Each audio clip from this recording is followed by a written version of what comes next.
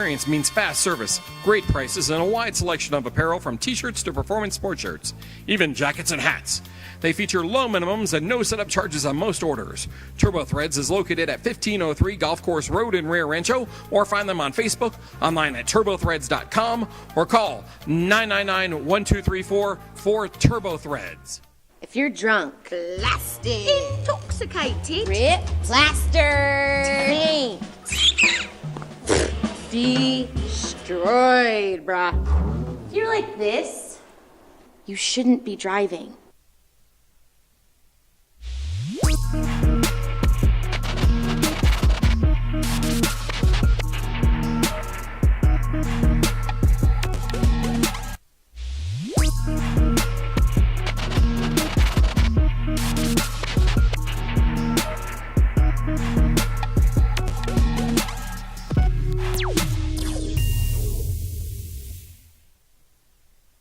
For 5 years running, it's the OD in the AM with Jeff Symbieta and JJ Buck. Crazy one on Monday Night Football last night that we got to get into. A lot of NFL stuff. Saquon's got to make a catch, and the game is different.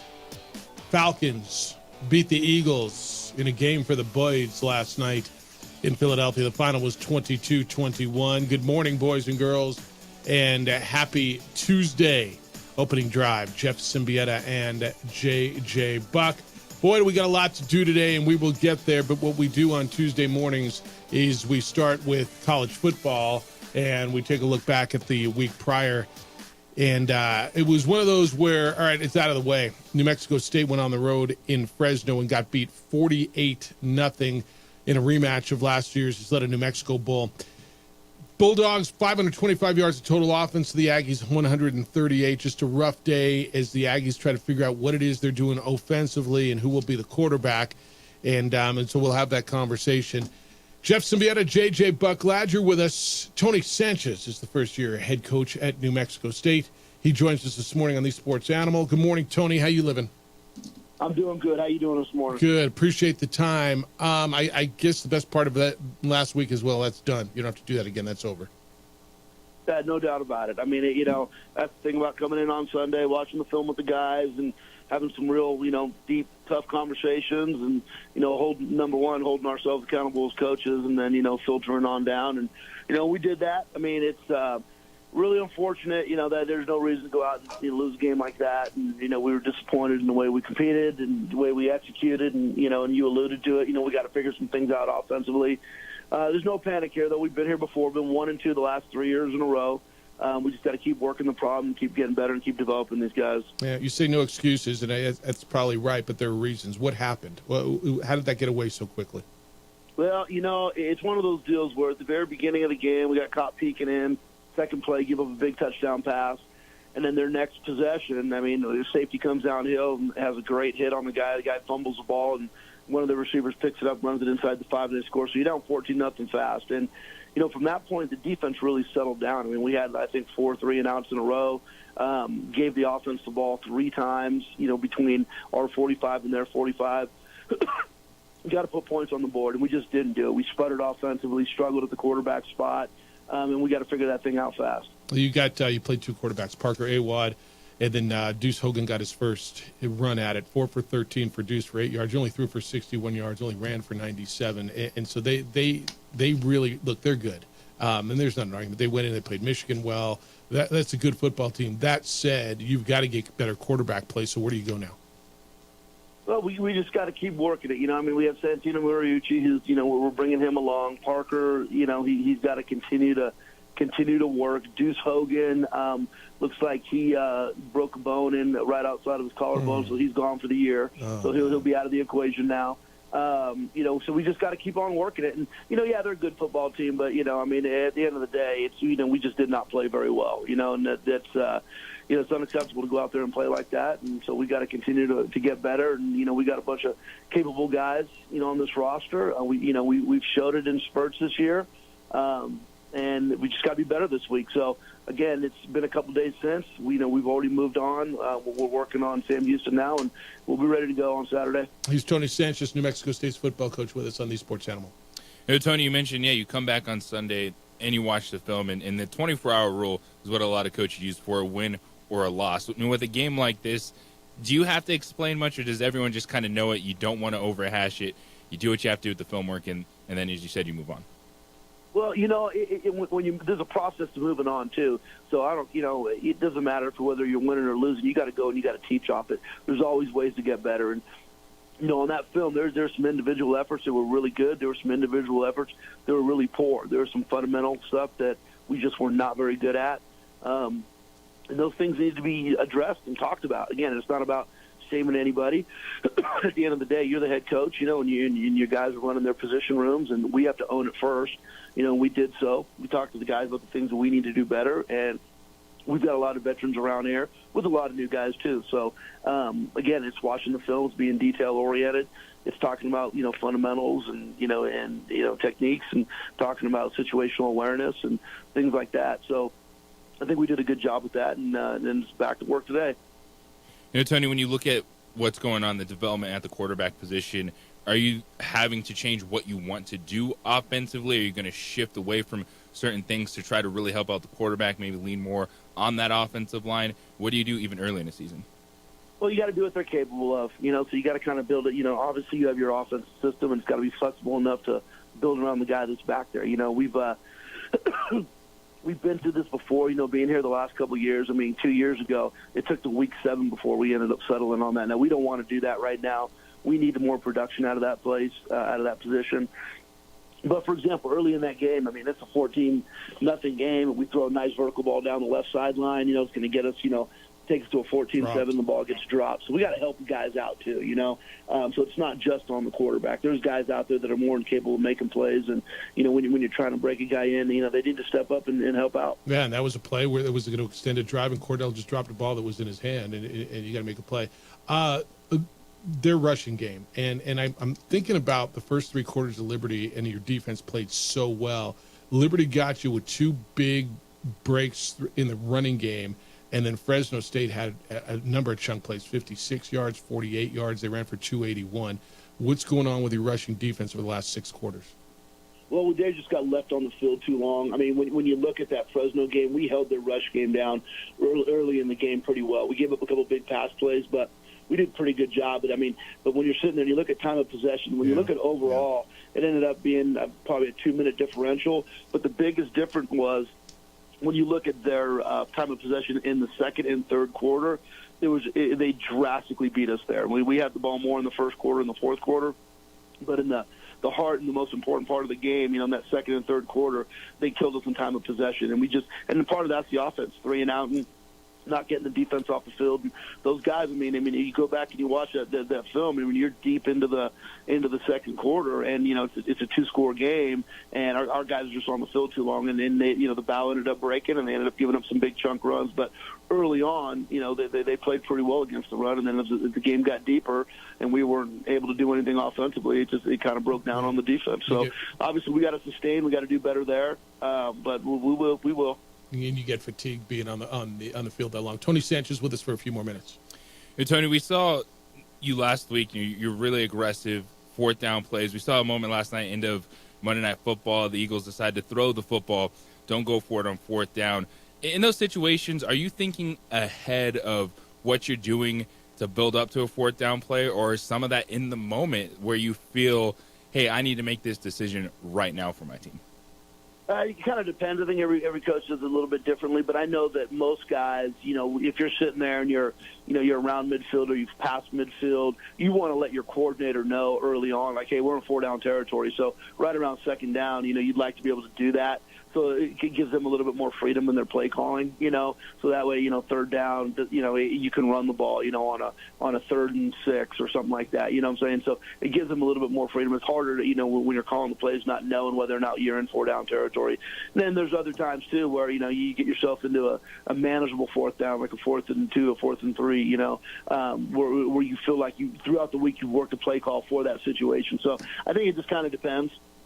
All right, big one this week. It's a league game. Here comes Sam Houston. You got to go down there. They opened up with a win over Rice out of the American. They beat a Mountain West team handily last weekend. They beat Hawaii 31-13. They're putting up points. They're good defensively. this is a test against a team that was picked, I believe, second in your league. Yeah, I look at our league so far, and I don't know if the jury's out on anybody yet. I mean, it's just kind of depends who you played, what the schedule is, things like that. They're a good football team, they're well coached. Casey Killer's been doing, he's done that for a long time there. They've got some talent for sure. They run around on defense, they fly around. They're getting good quarterback play right now, so that's really helping them. They're very run-oriented, Q-run-oriented. So it'll be a challenge. But, I mean, I don't think there's a huge discrepancy in our league with anybody. So, I mean, I think, we've seen Liberty and, we watched some of these other games. And, I think, we go out there and handle our business. We'll be fine. We'll have an opportunity to go win a game. All right, lastly, latest round of conference realignment kind of hit last week. Did any of that filter into your room? I know New Mexico State's been mentioned in a lot of conversation about whatever happens next with whomever. I know your job's to coach football, and those guys have something to do, but they all got thumbs, they all got phones, they all got eyes, and everybody's hearing what's going on. How much does that factor into anything you're doing, and did you have any thoughts on it? They asked me that yesterday in the press conference, and I gave kind of a general answer on certain things. It doesn't really affect me. I mean, it's, at the end of the day, that's administrative world. We're just out there coaching ball and, making sure our guys are getting ready to play on Saturdays. It can, the ripple effect's crazy. I mean, you look at, a great conference like the Mountain West, and obviously I'm familiar with it. And, you watch that conference start, starting to kind of fall apart a little bit. And, so where does that leave the rest of the teams? And, it's an interesting day and age, man. You wonder when it's going to settle down and kind of solidify a little bit. So, you wish for everybody it kind of would. But I mean, who knows where it's going to go from here? So we just got to keep our heads down, work, worry about our jobs. And, it's kind of a crazy day and age being an administrator, for being an athletic director, that's for sure. No doubt. And for those of you who don't know, Tony is former head coach at UNLV, who is currently a Mountain West member, and there's a lot of rumors around them, and the league so intimately well. Is it one of those where you just got to put yourself in the best position to be in the best position, meaning you got to go out and make yourself the most attractive, and that means be successful at football? Well, it is. I mean, it's just a money thing right now. You look at the media rights. You're trying to run these athletic departments. Now there's NIL involved, and that can go through the institution. It's hard to recruit in this day and age if you don't have a collective. It's almost impossible. I mean, you got to have something. And then, at the same time, the bigger picture is you're trying to facilitate all these other sports too. And you look at the geographic travel for, I mean, football is 6 times a year. It's not a big deal. But when you're looking at softball and baseball and basketball and, volleyball and track, it's like, I mean, it's a big cost, So, the geography doesn't really matter anymore, which is a real interesting dynamic, I mean, heck, just going to Fresno the other day for us, we come back, and by the time we got back, it was 5 a.m., and then you start thinking about, well, in our conference alone, now you're going to have Delaware, you go to Lynchburg, Virginia, and you go to, I mean, it's like, wow, and everyone's starting to do it now. I mean, you got USC, and Rutgers, holy moly, that's a conference game. Yep, enjoy that for women's tennis and for softball and for volleyball. I know. And you start thinking about the student athletes, and is that for whom we're supposed to be doing this in the first place, right? And how is that any way good for them?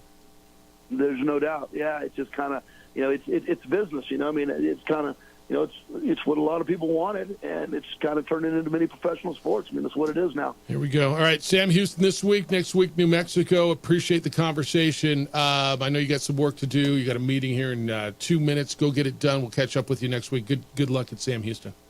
I appreciate you. Go Aggies. All right, be well. He is Tony Sanchez, and no excuses. We got to be better. I said, all right, I got it. No excuses, but there's got to be explanations what happened, and he kind of told you. And they went in and they got beat, and now they got quarterback issues. And I guess I did not know Deuce Hogan was out for the year. Did you? Yeah, just announced, of course, with the press conference and everything yesterday, and then kind of shifting philosophies moving forward. And that's why I was interested about.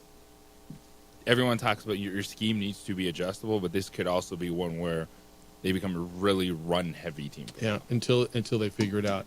All right, we're going to reset you at the top, 505-246-0610. That's how to get here, the Sports Animals phone line and our text line, 505-246-0610. Your emails will come in this morning, jeff@sportsanimalabq.com and jj@sportsanimalabq.com. On the X, it's _JJ Buck, and on the Facebook, the OD in the AM.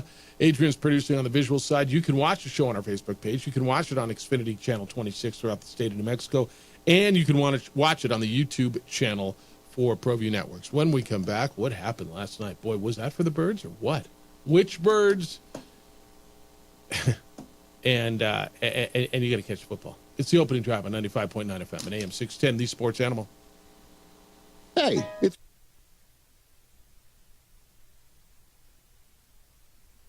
We would like to thank the following sponsors for making this broadcast possible. I'm David C. Chavis, personal injury attorney. Our law firm was founded by my father, Thibaut J. Chavis, with one goal, to get New Mexicans the help they need. That's why we built a different kind of law firm. We focus on family values, dedicated service, and we make a real contribution by giving back to our communities. We can't change what happened to you or your loved ones, but we can help you get back on the road to recovery. We're by your side, and we're still as local as red and green.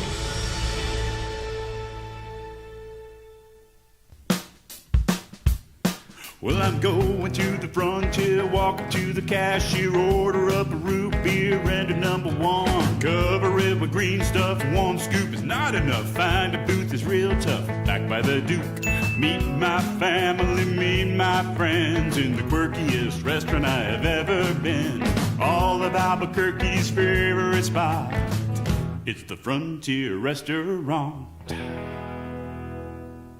The Frontier Restaurant is a proud supporter of ProView Networks. Seriously? You expect me to drive while you aren't wearing seatbelts? What's the worst that can happen?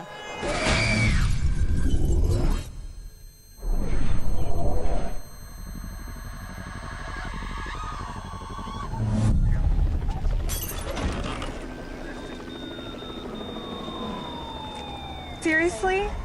Buckle up. Okay. Thank you. Don't sacrifice quality and flavor when you're in a hurry. Golden Pride offers ribs, fried chicken, red and green chili breakfast burritos, and Frontier sweet rolls. 4 great locations, or visit us online at goldenprideabq.com. Golden Pride Barbecue Chicken and Ribs are proud supporters of ProView Sports.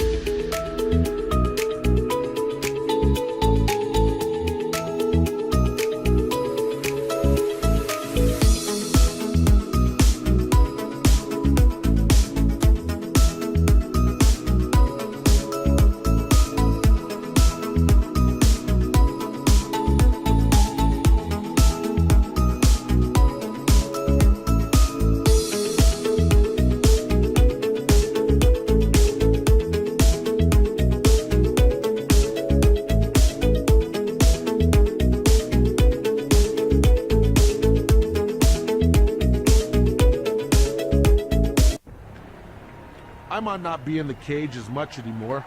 Just like riding a bicycle, I can pick up the fight from where I left off. I'm not some slick-haired outsider posing with borrowed gloves. I grew up here. New Mexico is in my blood. I'm a New Mexican fighting for other New Mexicans. I'm Adam Oki. I'll be your champion in the courtroom. We would like to thank the following sponsors for making this broadcast possible. We've been trained, conditioned, and rewarded for doing more. But people weren't designed for all that doing. Our bodies need to settle into nothing from time to time. Into nothing at all. In a world obsessed with doing more, we invite you to undo.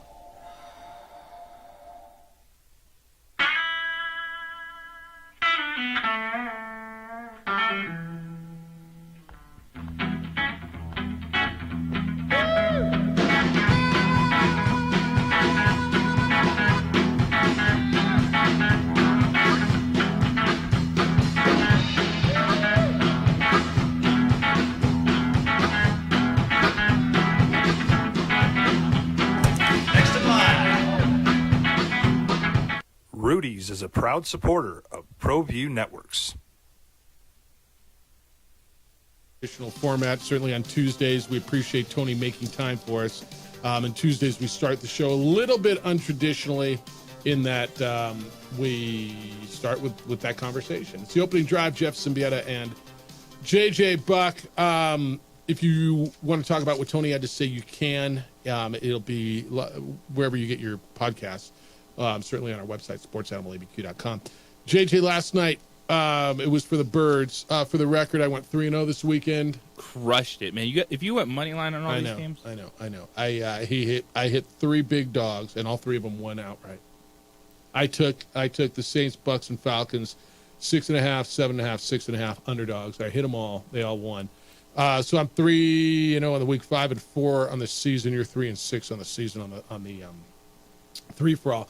It should have been that way. I should have won the bet. They should have won outright. Saquon Barkley drops a ball, and if he catches the ball, they take a knee, and the Eagles win, and I would have won. I got beat on that Drake London touchdown in fantasy football. I'm so pissed. Like, that's one of those where it just, what on earth? You watch the whole game, you're holding on, you get beat on that last. It's like, and I had I had Bijan. I'm like, yeah, that one pissed me off. But if you're an Eagle fan, you got to be upset more. Look, Saquon will get somewhat of a pass because he's Saquon and he had a good game. But the bottom line is you got to learn how to win. And I don't know that means you got to learn how to catch a pass. I have no problem with Nick Sirianni calling that play. People are losing their mind that Nick Sirianni called the pass play, that it stopped the clock. That's an extended handoff. At that level, they're 2 professionals, 2 shorthanded guys. Hurts puts the ball right where it needs to be. Saquon's just got to make the catch. Everybody's blaming it on Sirianni. With all due respect, and there's plenty to blame Nick Sirianni for, that I got a pro. I got a pro that good. I got to trust my guy to make a play, and he didn't make a play. They're blaming it on Sirianni because of the end of last year. And then the offseason stories of how frustrated Jalen Hurts was with Nick Sirianni.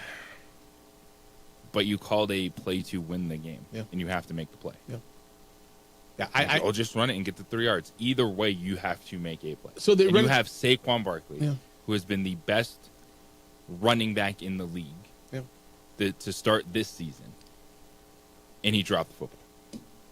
Now you get paid to make those plays, not play it safe. I agree with you. I like if you want to blame the coaching staff a little bit, blame him for not putting any damn pressure on Kirk Cousins when Atlanta got the ball back. Dude sat back there like it was a 7-on-7 drill.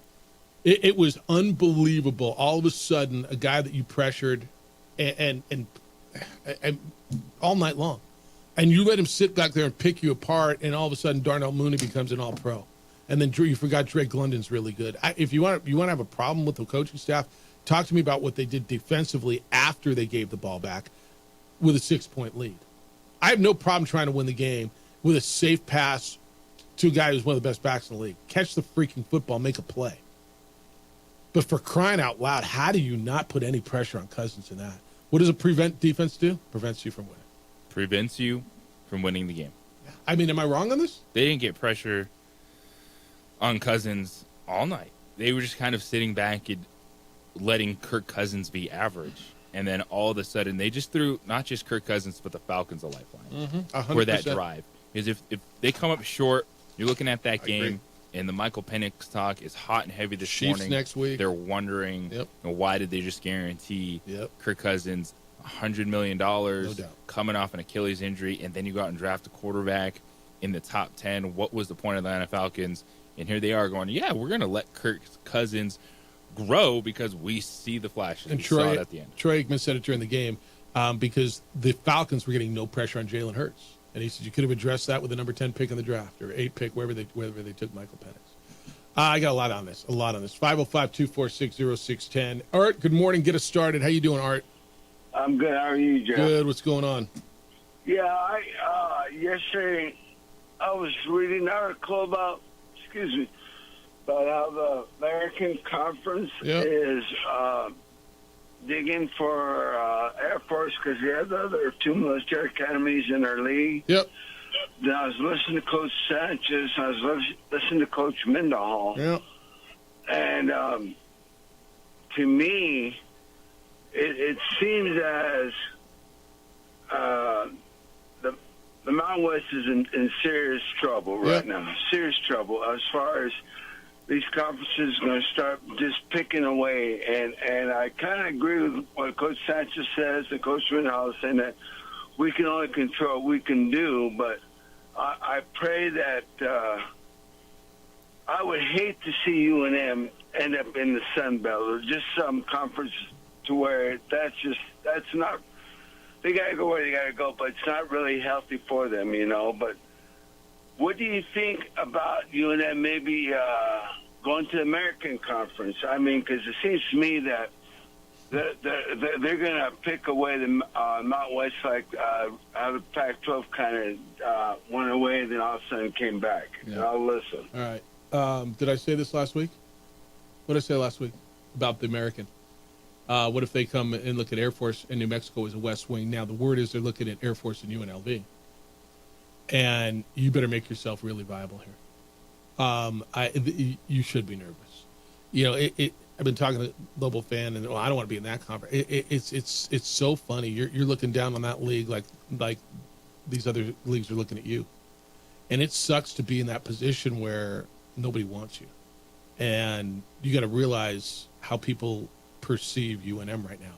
And you guys, I'm just telling you, and I know it's too late, and I know you're sick of hearing it. It is simply because of football. And you got the American. If you're the American, and again, JJ, and I was on KKOB for a while yesterday. I mentioned this. I hope, I believe, I trust. I want to trust that they're doing everything they can. JJ, while you're trying to hold this league together, you better be calling the new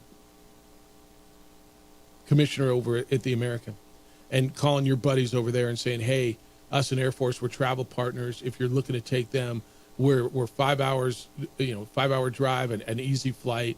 When you send volleyball teams out here, whatever, look at everything we've done. And by the way, here is what we will do to make football better. You need a concept. Yes. Of a plan. And I got to believe, and not that I've talked to anybody over there about this specifically, but I've got to believe by now. I mean, this went down last Wednesday night. Today's Tuesday. We're damn near a week. That there is a plan to present that says, here is how we are going to make football better. We are in the process. Bronco Mendenhall is our coach. He's won everywhere. The eye test will tell you we're better right now. I know we're 0-3. Here's what we're going to do for our facility. And you got to figure out if Air Force is in that conversation, you want to be in it. Because Air Force leaves, I still believe UNLV is part of the PAC plans. If not, I believe they're going to be part of this Air Force thing to the American. And if you don't get in if your league's going to fall apart, find a chair. And while you're working on keeping your league together, and I know San Jose State and Nevada and Utah State are doing that, and they're calling New Mexico. I know they're calling New Mexico. Hey, how do we bond together? You better have plans A through freaking Z right now. And, what Art just says, I heard constantly yesterday, well, if Air Force leaves, why don't we go with them? Well, you got to be wanted. They have to want you. And you need to be proactive at this point in making them want you. That's the harsh reality for a lot of people that are really starting to dive into the situation, wondering why New Mexico isn't being talked about. And it's a very tough place to be. You're on the edge of a cliff, and that cliff could come out from under you any second now. And so it's about, do you have anything to hold on to? And part of that is showing investment, because these conferences are building this around football. 100%. And they want to know that if you have a product that can grow is worthy, and the foundation should be there. If you can show some money, some investment into your athletic facilities for football specifically, because when you look at all these things that are coming up, Albuquerque should be something that gets a school's attention, because you know what? It's easy to get in and out of here. Mhm. And that's a big thing. If you've ever traveled to any of these colleges, raise your hand. Yes. There's some places it's just hard to get to. Fresno's not easy. And this is Pullman, Corvallis. Fly in. Hotels are right. You're not on a bus for an hour. No, you're a mile away from campus. Like, there's things that should be beneficial if you are able to show enough the investment is coming. Yeah. I got a bunch. You brought a bunch of comments both on the text line 505-246-0610 and an email, jeff@sports@WBQ.com. I'll read some of them as we go. I got one that's just flat out doesn't think the way you and I are thinking. I'll read that to you, and we can talk our way through the other side of this. Don't invest in football. Well, you haven't, and where's it gotten you? 505-246-0610. We got to get into the Bryce Young conversation with the Panthers. What now for him, them, and somebody else? Who's going to go make the trade and go get Bryce Young? Is this a Trey Lance kind of a thing, or is he going to get a shot right away? 505-246-0610. Good Tuesday morning. Glad you're with us. Thank you for being with us on the opening drive on 95.9 FM and AM 610, the Sports Animal.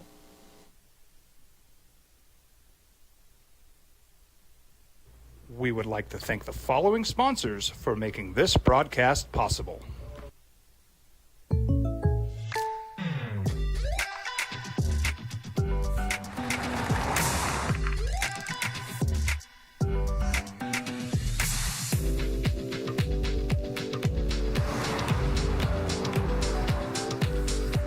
For your surprisingly great rates, contact your local State Farm agent today.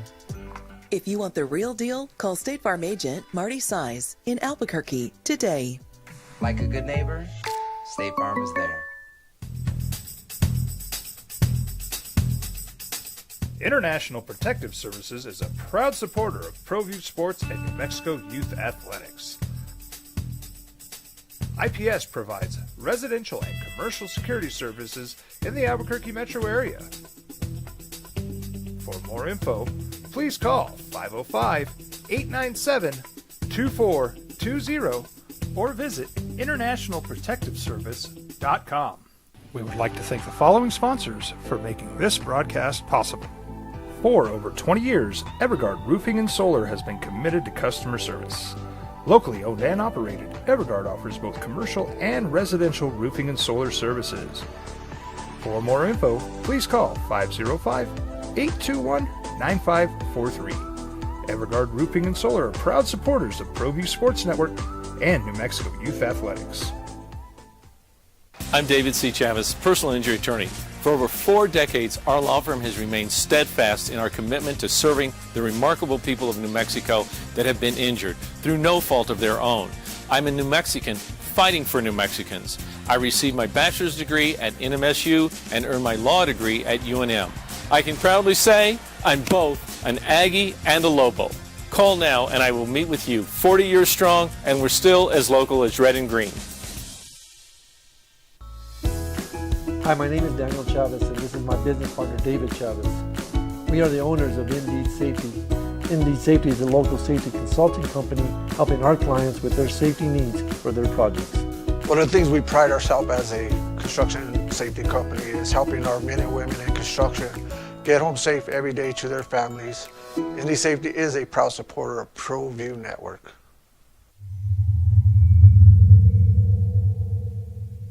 ProView Networks would like to thank the following sponsors for making this broadcast possible. Hans Whitler Automotive, German car maintenance and repair in Albuquerque, New Mexico. Call 505-294-7684 or visit hanswhitlerauto.com. Got shots?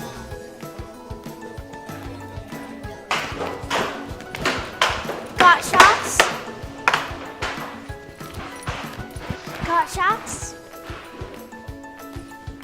During Got Shots, participating providers open their doors for any child who presents for immunizations, regardless of whether they are a patient or whether they have insurance.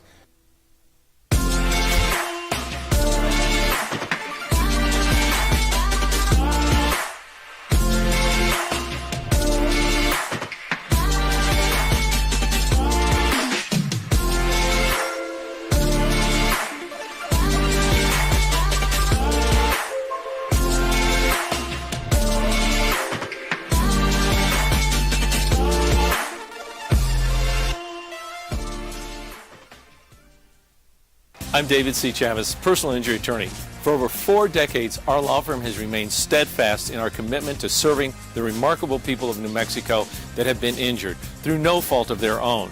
I'm a New Mexican fighting for New Mexicans. I received my bachelor's degree at NMSU and earned my law degree at UNM. I can proudly say I'm both an Aggie and a Lobo. Call now and I will meet with you. 40 years strong, and we're still as local as red and green. TurboThreads is a proud sponsor of ProView Networks. Almost 30 years of experience means fast service, great prices, and a wide selection of apparel from t-shirts to performance sport shirts, even jackets and hats.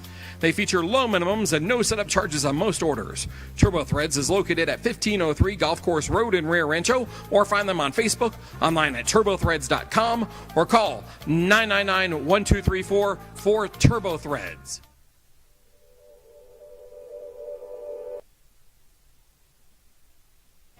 And we can go there, that the story came out yesterday. And this is no surprise. I told you this. I mean, if the story broke Wednesday night, right, Thursday, this was one of the first things I kind of saw coming, right? We had this conversation about Air Force, who has made it vocal, or at least some of it. It's mostly come from their football coach, Troy Calhoun, who carries a lot of weight there, that he would rather be in the American. And he said that over time. He likes recruiting in Texas. He likes that time zone, and now Army and Navy are both in the American.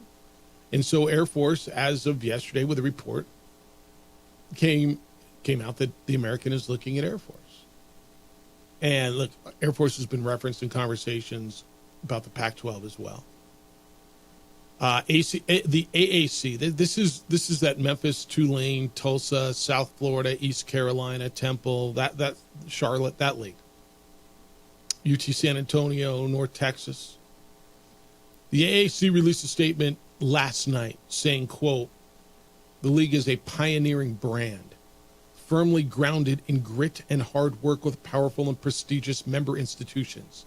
In the past 5 months, we have prioritized seizing every opportunity that enhances value for our member institutions and student athletes.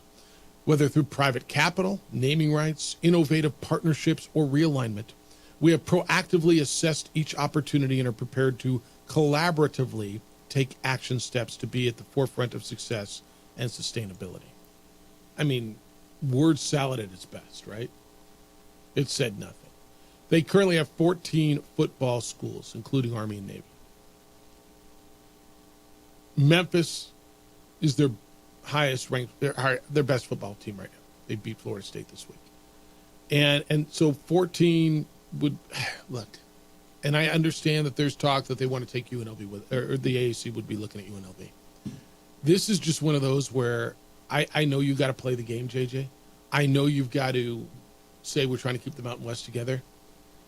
You've got to have your hands in so many different pies right now, and this is one where you got to make yourself attractive and say, look, if you want to take Air Force, take us with you. I think for stability moving forward, that's as much as you probably want to be in the pack. If they're not going to take you, that this is probably where you got to go. If you can. Yeah, there's not like one answer to this. You have to be playing multiple hands at once. You do have to, and no one at this point, and never really in the situation, was anyone surprised by anything. You know, like, hey, if we're going to be together, we'll be the group that's together. All right, let's push forward.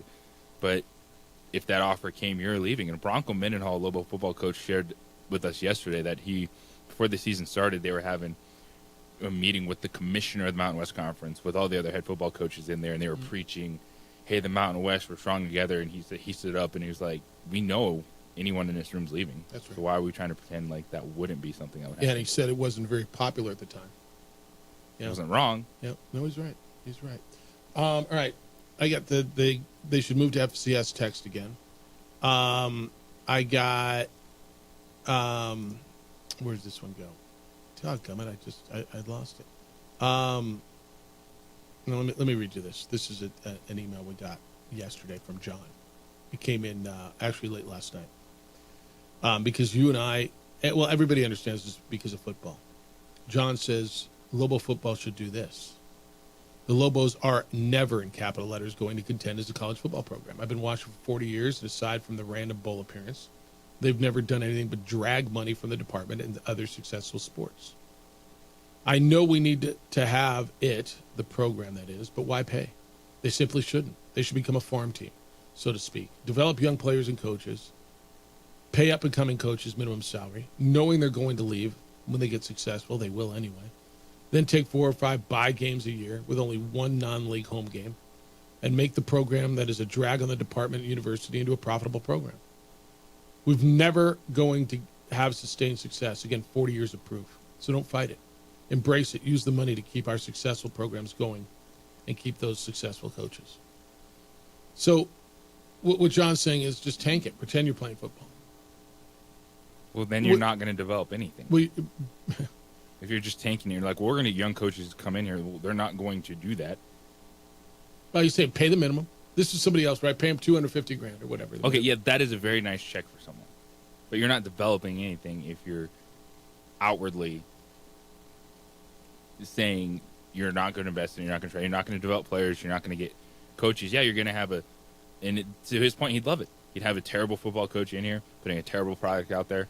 Playing, in his words, 4 bye games a year. Way more money than he should. Yeah. You're not developing anything. You're not becoming a positive impact on anything. But tell me how somehow that is going to be positive for your other programs. Because what's going to happen is what's happened. You're going to be left behind in everything. So your league is going to be what? I mean, figure out where you're going to end up in league-wise. And you think then, now that your basketball is in whatever league, you're keeping coaches like Pitino and Heather Dyke and your successful coaches, and somehow this it just makes no sense to me. Yeah, fine, we got to play football. I get it. So let's just not be good at it because we've never been good at it. Are fans that talk that way, are they ready for the rebuilding period for basketball? No, I promise you no.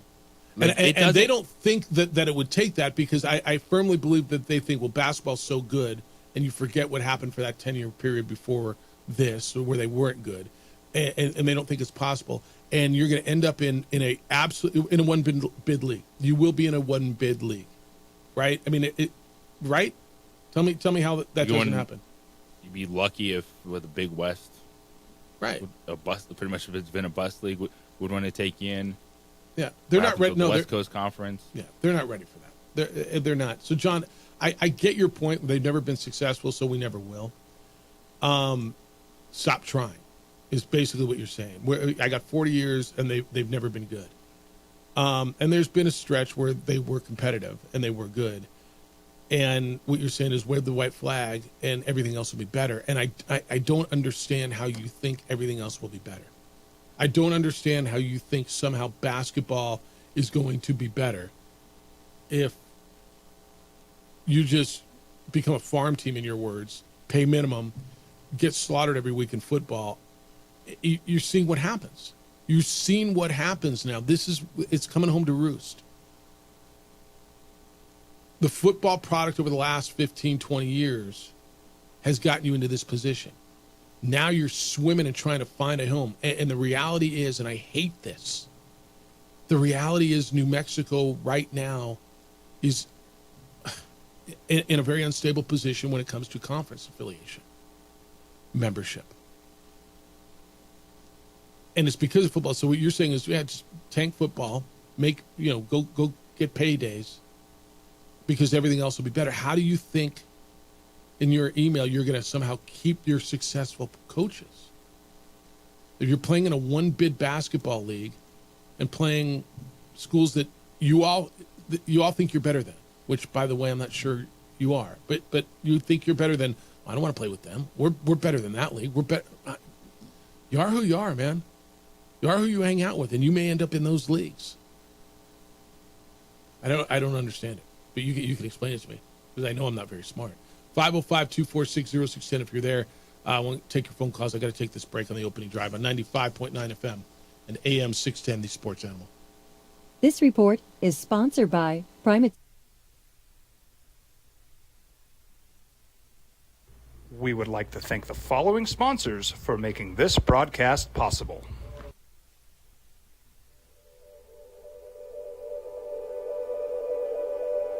We aren't all born with the same opportunities. But it's the people who care that change everything. Get ready, Spout, get ready! My coach. My teacher. My older sisters. My grandma. My brother. My tutor. My dad and my mom. As New Mexicans, it's up to all of us to do our part. So that no child goes without love. And no family has to do it all on their own. They're all our children. Every single person is called to make a difference in the life of a child. It's up to all of us to do our part. To pull together. Pull together. Pull together. To make New Mexico the best place to be a kid.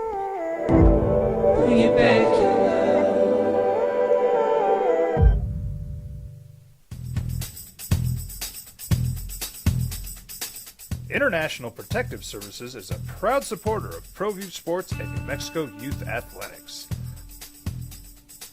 IPS provides residential and commercial security services in the Albuquerque metro area. For more info, please call 505-897-2420 or visit internationalprotectiveservice.com. High school sports are back. You can watch every ProView Network broadcast online on the NFHS network. Every moment from every game from every sport, including all NMAA state championship games. Get your monthly pass now. Just go to ProViewNetworks.com, click on the NFHS logo, and sign up today. Watch New Mexico's best. What's going on, Lobo Nation? Ja'Cory Krosky-Mirror here. And I'm Devin Dampier. The Lobo football team is going through some changes, but we're here to stay. We'll put in the work on the field and in the weight room, but we'll need your help off the field. 505 Sports Venture is leading the charge in the NIL space. And you can be part of it. Try this shit better than all my intentions. Locked in shorty, you got my attention. See your baby, I get you the business. Touchdown and pay you a visit. I was born in New Mexico. I grew up on these streets. I got in trouble here, and I fought my way back in Burquia. I love New Mexico, especially the people. Now I'm using my training, tenacity, and energy to fight for you. I'm Adam Oki, lawyer, fighter, and New Mexican. I was a local athlete here in New Mexico, so I'm proud to support your local athletes.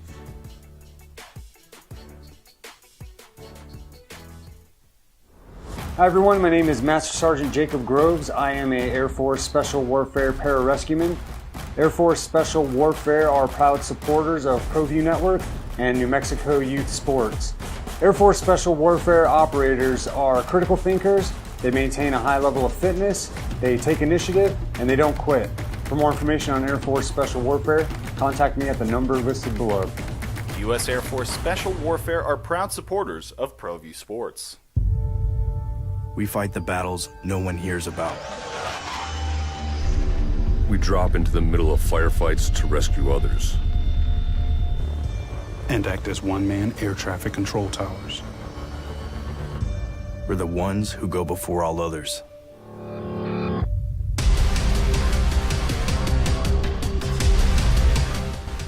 U.S. Air Force Special Warfare are proud supporters of ProView Sports. For 50 years, Clark's Pet Emporium has been your pet's favorite stop. I am Michael Ojera, midfielder for New Mexico United. Clark's support for the United is an example of their commitment to local partnerships. Clark's understands that paying it forward develops a better team and ultimately better community partner. When you need pet food and supplies, Clark's is always the best shot. Locally owned and operated with 2 convenient locations. Go United! ClarksPets.com.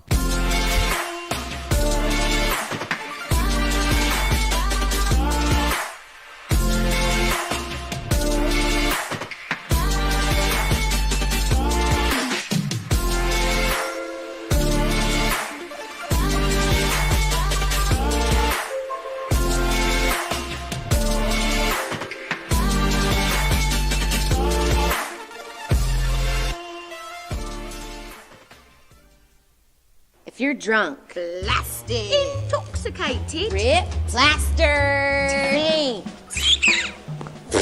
destroyed, bruh. If you're like this, you shouldn't be driving.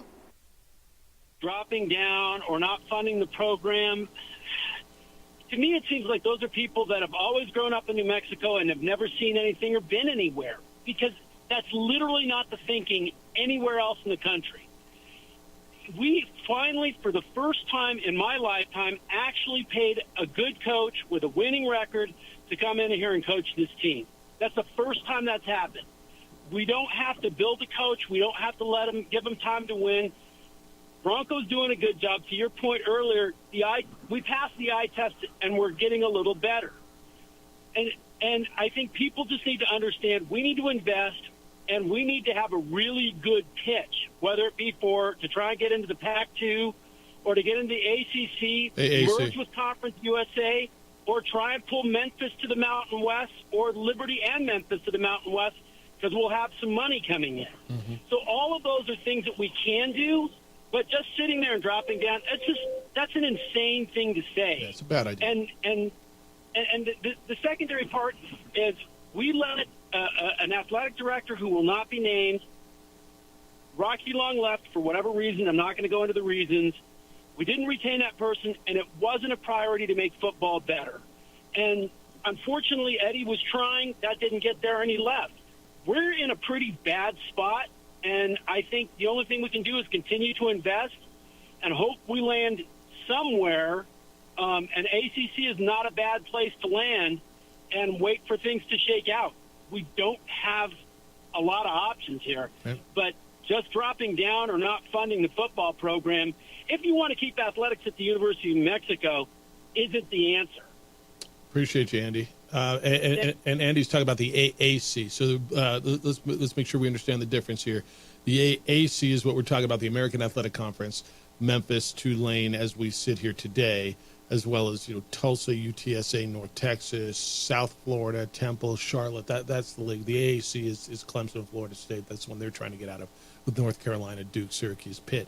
So you're looking at the AAC, and I can't agree with it more, JJ. You've got to be proactive, and have, what did he say? Have a pitch. This is text line. Successful programs, ? If you're referring to basketball has been to the NCAA tournament 6 times in 25 years. It's not successful. When your program has been in a multi-biz bid league every year. Worst take. If the basketball program was so successful, conferences would overlook your football program like UConn and take you. Yeah, look, your basketball program's nice. I think. Do people not understand nuance in conversation? What do you mean? In this respect? Yes, you can. You've brought it up. We've discussed it, and you can point out, oh, it hasn't been into the tournament. You haven't won games. It's the most impactful thing on that campus. It's what people care about. It's what gets the people going. Look at the hype around Lobo Athletics because of basketball right now. That's why people look at that program. Locally. Yes. Locally. That's why, but that's the conversation. Yeah. Well, like, we get that there was that 10-year period. Yeah. But there's still a belief that Lobo basketball can explode. They sell out that building. They got to the NCAA tournament. This says, I believe the Pac-12 will eventually turn into a 16-team conference, become a P5 after football becomes the driving force amongst all the schools in the conference. Does UNM end up in the Pac-12? Appreciate your guys' insight. Loving the show this morning. Look, if they go to 16, is there a chance? there's a chance. I wouldn't bet on it. But I would, and again, that's another place you got to be incredibly proactive. And what is your pitch to be in there? Again, those 4 schools just ran from you. I don't mean to be blunt. I'm not saying this to be disrespectful. I'm just trying to put it in terms that, I don't know, JJ, somewhat makes sense. And again, I hate that UNM got left behind. I hate reading all the stuff I'm reading in the terms that, they got away from the bottom of the league, and UNM's considered that. So now you've got to change perception and explain to whether it's the PAC, whether it's the AAC, whether it's the Mountain West, whomever it happens to be, that the perception isn't the reality. Everything from your research institution to your academic standing, to your metropolitan area, to your television market, to your passionate basketball fan base, to your plan, what is it going to be how's football going to get better and competitive? And with all due respect to those of you who think, let football just pay the coach nothing and be a farm team, that's what got you here, man. Now, granted, you're not paying the coaches nothing. We got to find a way to make it work. It hasn't worked in 40 years. I get it, man. And you've been trying to build an arena for 40 years, and you've been trying to clean up downtown for 40 years, and you're going to stop all that? You're going to stop trying to clean up downtown? You're not. With all due respect, you got to find the way that it works. Because that's why you're in the situation you're in. And I get it, man. It's horribly uncomfortable for Lobo fans. But you can't sit and dwell in it. You got to figure it out. And, I know David, you got an interim athletic director who's tasked with finding you that landing spot, finding you a seat at a table, whichever table it happens to be. And his job is to find the seat at the best one, whether it's the PAC, whether it's the AAC, whether it's keeping the Mountain West together. 505-246-0610. Keep them coming. We'll get into that. Got to get in. Where's Bryce Young land? Is Bryce Young the successor to Tua? Would it work in Miami? You're shaking your head at me. It's the opening drive. Jeff Symbieta, JJ Buck. Glad you're with us on a beautiful, beautiful, beautiful Tuesday morning on 95.9 FM at AM 670 Sports Animal.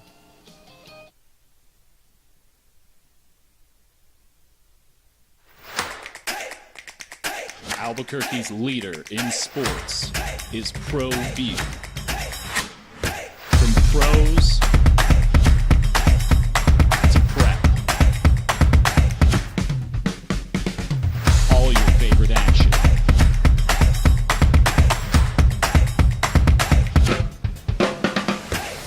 All your favorite talk shows.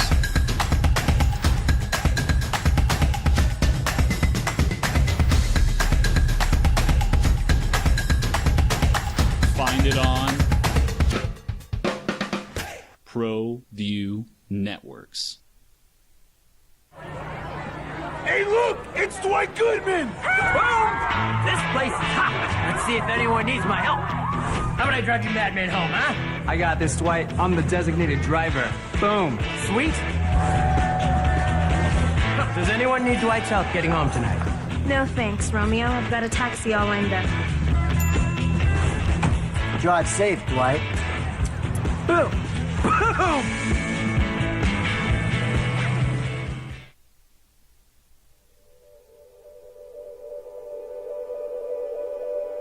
We aren't all born with the same opportunities. But it's the people who care that change everything. Get ready, Sprout, get ready! My coach. My teacher. My older sisters. My grandma. My brother. My tutor. My dad and my mom. As New Mexicans, it's up to all of us to do our part. So that no child goes without love. And no family has to do it all on their own. They're all our children. Every single person is called to make a difference in the life of a child. It's up to all of us to do our part. To pull together. Pull together. Pull together. To make New Mexico the best place to be a kid.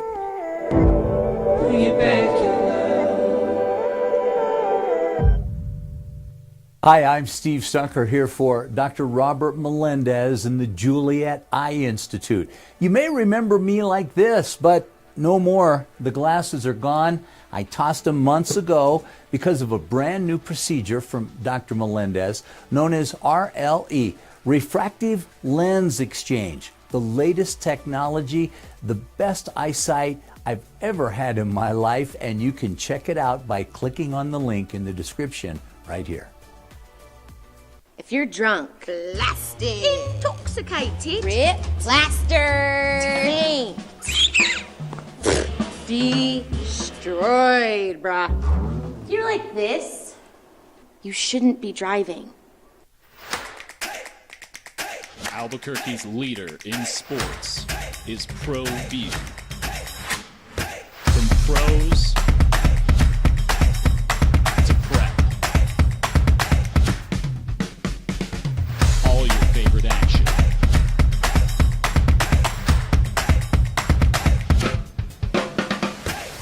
All your favorite talk shows.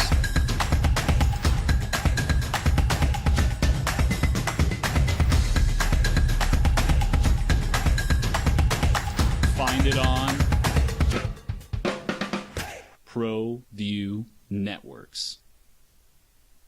These days, it's important to know people and businesses you can trust. There's a lot of places where you can buy a vehicle, but there's only a few local dealerships where you'll find honest people who have your best interests in mind.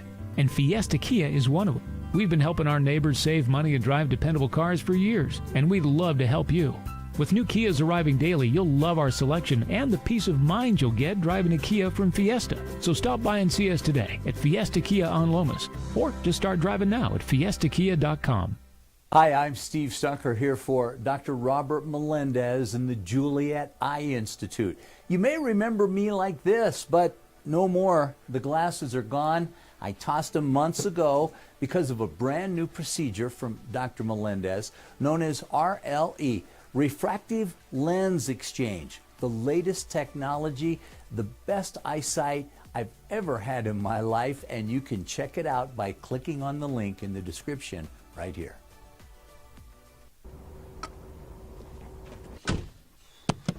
What's going on?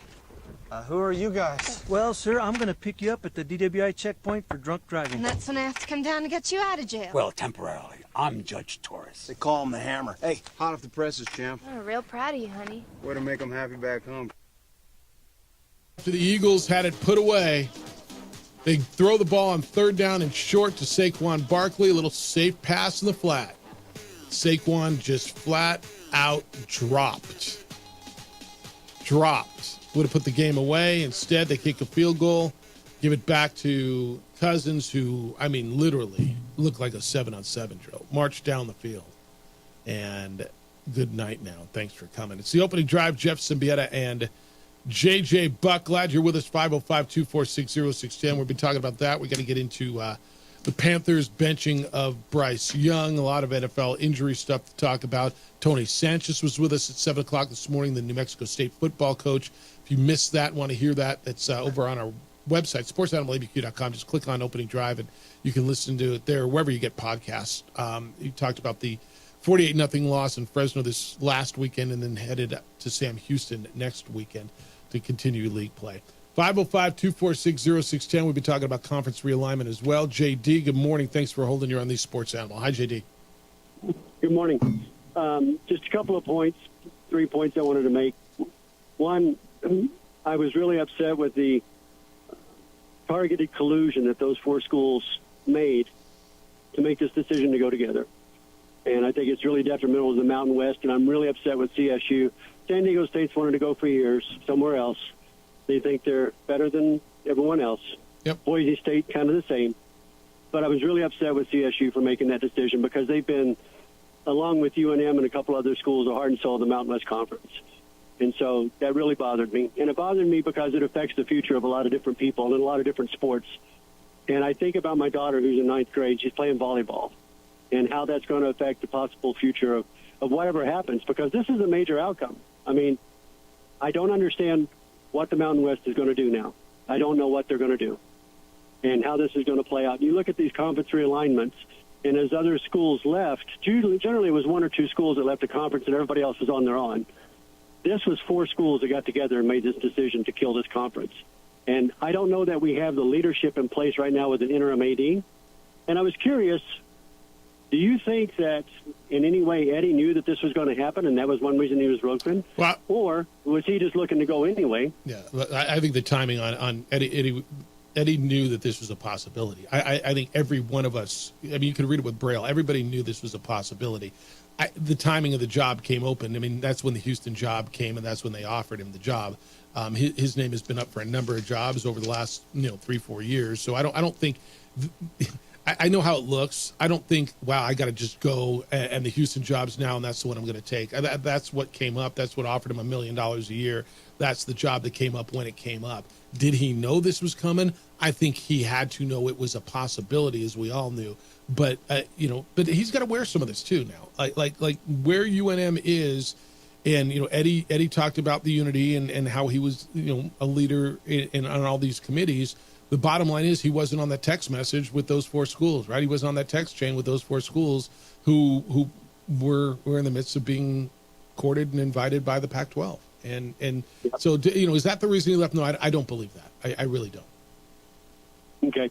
And then the other point was, now going forward, if you're the schools that are left, yeah, and in particular to UNM with Pitino, how does this affect his future decisions to sign an extension or to stay? Sure. Right? I think it affects his decision in quite a bit, depending on the makeup of this league, right? The league that he was playing in last week, he just lost 3 NCAA tournament teams out of this league.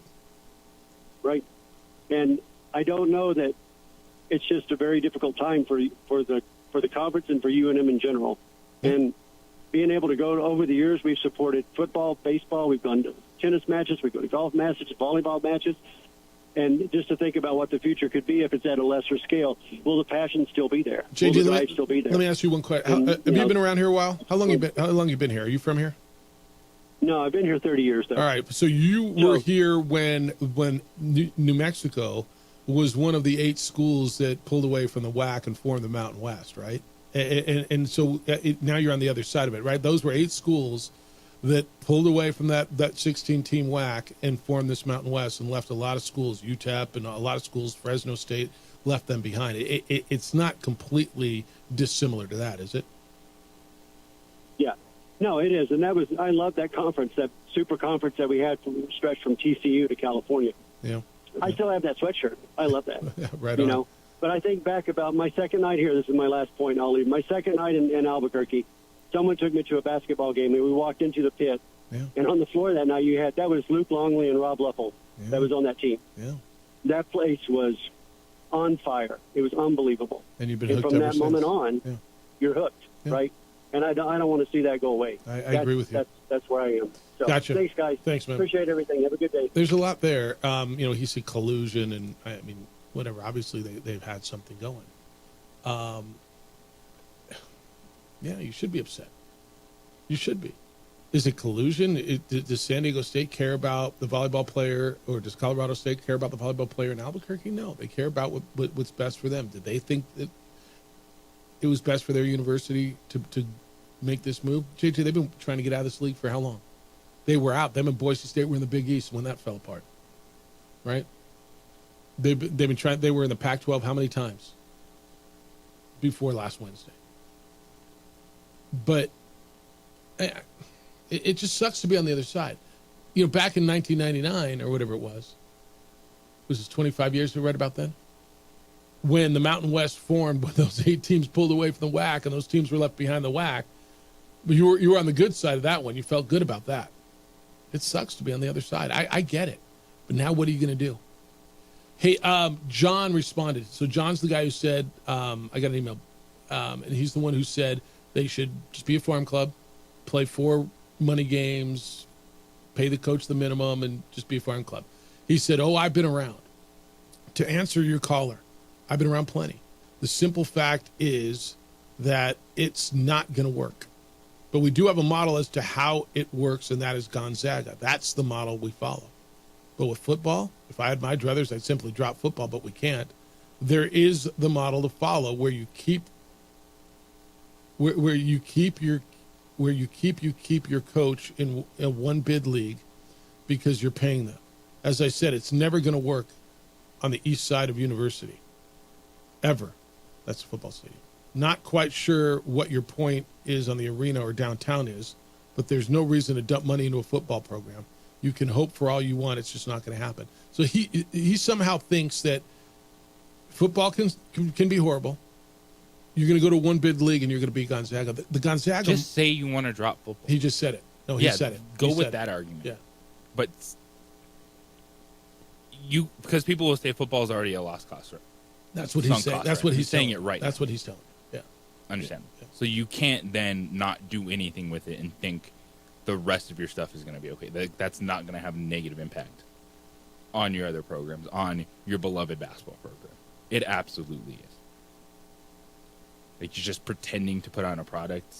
Like, that's even a bigger lost cost. So just say you want to cut football, and then let's discuss how you become Gonzaga, because that just doesn't happen overnight. You don't just drop football and all the things that you've built with basketball get better because all of a sudden you find this new money. No, you lost that money. There's your budget. How many Gonzagas are there? No, honestly. There's Gonzaga. Well, I mean, who else fits that mold? I mean, there are schools in the Big East that don't have football that are good. Like Villanova's been good. But they have football at the FBS level. Am I flat out missing, like St. Mary's? Is that what you want to be? Like, you have football, so and that took a long time to build that. Well, you think you already have that. Well, somehow you're going to drop down to a league that I mean, all right. What he's saying is, I'd rather drop football. We cancel it. Stink at football. Somehow being bad at football, and we're seeing what happens when you're bad at football. You're literally swimming trying to find an island. Let's have this conversation then, because I know a lot of people want to go down that road. Yeah. I mean, I'm going to tell you, I think it's a bad idea to drop football. But if you cut football, be good. Yeah. Basketball doesn't stay the same. There's an adjustment process. But see, John and I think others think it will. Like, yes, the fan base is there. Mm-hmm. But your entire athletic department budget shifts. It changes. Shrinks. Conference, of course, what conference are you playing in at that point in time? Yeah. And just because you have the pit, it's evident that that's not a magic elixir to getting every recruit you want. But see, and that's where the coach you want. I think people think we have the pit and we have this fan base. Coaches will still want to be here, whether we're playing. How long did it take to come back around to Richard Pitino? 10 years. Right, and then you're going to be. And there's this arrogance. Look, and I this is not. I'm not saying this to be insulting. Right, there's an arrogance with San Diego State fan and Boise State fan. They think they're better than this league. They think they're better than you. And I've been hearing this a lot from Lobo fan over the last few days. Well, we don't want to play in that league because you think you're better than whomever that happens to be. Right. So now you're going to be in a league with those teams you think you're better than, and somehow you're going to attract Richard Pitino to stay, and you're just going to be fine. You're going to be great. You're going to be good. And I get John's point where we've been doing it forever. My point on the arena and downtown, you're telling me for 40 years we've been doing the same thing for football. It hasn't worked, so stop. Well, hell, for 40 years you've been trying to clean up downtown and revitalize downtown and build an arena, and you haven't done it. So should you stop trying? That's my point on that. All right, I got a break. 505-246-0610. We'll hit the phones when we get back. I got another line from Travis, somebody we don't normally get an email from on the realignment. Keep them coming at 505-246-0610. Keep them coming. Keep your pick'em entries coming with Underdog Fantasy. It is so much fun. I love the stat projections every week from Underdog Fantasy to put my pick'em entry together. And it also helps with your fantasy football, your daily fantasy, taking a look at the projected stats of your favorite players. Underdog Fantasy is straightforward, and signing up is even easier. Just head over to Underdog's simple-to-use mobile app or UnderdogFantasy.com. Sign up with the promo code JJBuck, and Underdog will give you a free pick to use on your first cash pick'em entry, plus up to $1,000 in bonus cash when you deposit. That promo code is huge. Use the promo code JJBuck because it will also help to claim your new customer special of a free pick and your deposit offer. That free pick is going to be huge in your pick'em entry. I've said it all along. You're like, wait, what is a pick'em entry? You start with 2 players from 2 different teams. You go higher or lower on so many different things in their projected stat total. It's not just yards and touchdowns. We're looking at completions, attempt, receiving yards, first quarter projections, second half projections. You can have so much fun, and also brings the game to a different level and will just help your enjoyment skyrocket with Underdog Fantasy. So I want to see your pick'em entries. So jump on right now. Use that promo code JJBuck.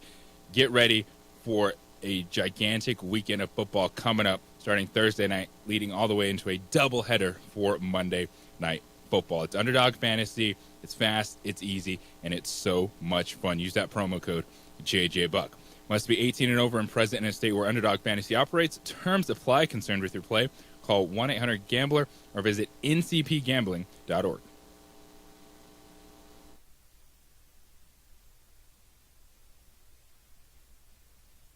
We would like to thank the following sponsors for making this broadcast possible.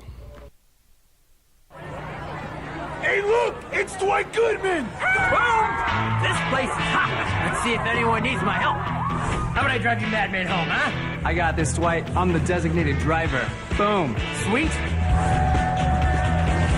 Does anyone need Dwight's help getting home tonight? No thanks, Romeo. I've got a taxi all lined up. Drive safe, Dwight. Boom! Boom!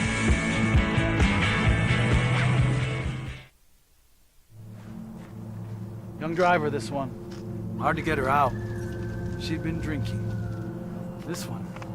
Both of them gone. They'd been drinking, and he drove clear off the road. This was my family. Drunk driver hit us. And my wife and our daughter, they didn't make it. We would like to thank the following sponsors for making this broadcast possible. Hi, my name is Daniel Chavez, and this is my business partner, David Chavez. We are the owners of Indeed Safety. Indeed Safety is a local safety consulting company helping our clients with their safety needs for their projects. One of the things we pride ourselves as a construction safety company is helping our men and women in construction get home safe every day to their families. Indeed Safety is a proud supporter of ProView Network.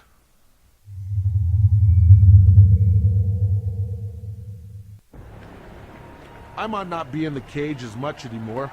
Just like riding a bicycle, I can pick up the fight from where I left off. I'm not some slick-haired outsider posing with borrowed gloves. I grew up here. New Mexico is in my blood. I'm a New Mexican fighting for other New Mexicans. I'm Adam Oki. I'll be your champion in the courtroom. We would like to thank the following sponsors for making this broadcast possible. For over 20 years, Evergard Roofing and Solar has been committed to customer service. Locally owned and operated, Evergard offers both commercial and residential roofing and solar services. For more info, please call 505-821-9543. Evergard Roofing and Solar are proud supporters of ProView Sports Network and New Mexico Youth Athletics. ProView Networks would like to thank the following sponsors for making this broadcast possible. Hans Whitler Automotive, German car maintenance and repair in Albuquerque, New Mexico. Call 505-294-7684 or visit hanswhitlerauto.com. Got shots?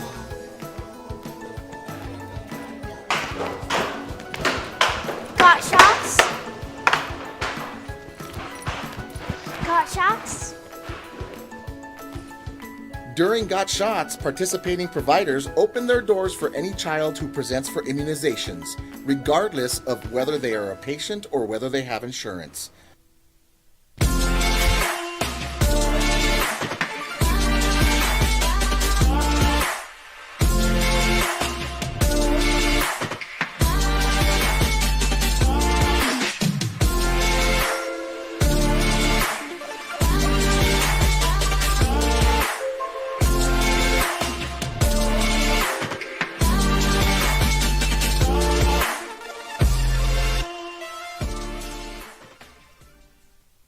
I'm David C. Chavez, personal injury attorney. For over 4 decades, our law firm has remained steadfast in our commitment to serving the remarkable people of New Mexico that have been injured through no fault of their own. I'm a New Mexican fighting for New Mexicans. I received my bachelor's degree at NMSU and earned my law degree at UNM. I can proudly say I'm both an Aggie and a Lobo. Call now and I will meet with you. 40 years strong, and we're still as local as red and green.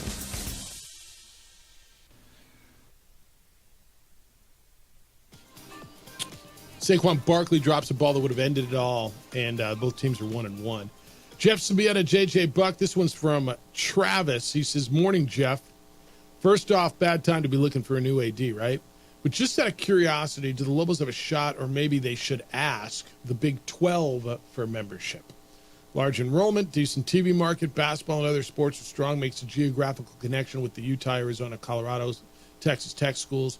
I get that they have to get football going. Let's be honest, Eddie saw this coming, and that's why Bronco was hired. I know they could have done this move back in the late 90s, but Davalos shot it down. Not sure that's right. But if the Mountain West stays together after the dust settles, who says the Lobos cannot be at the top of this conference in almost all sports?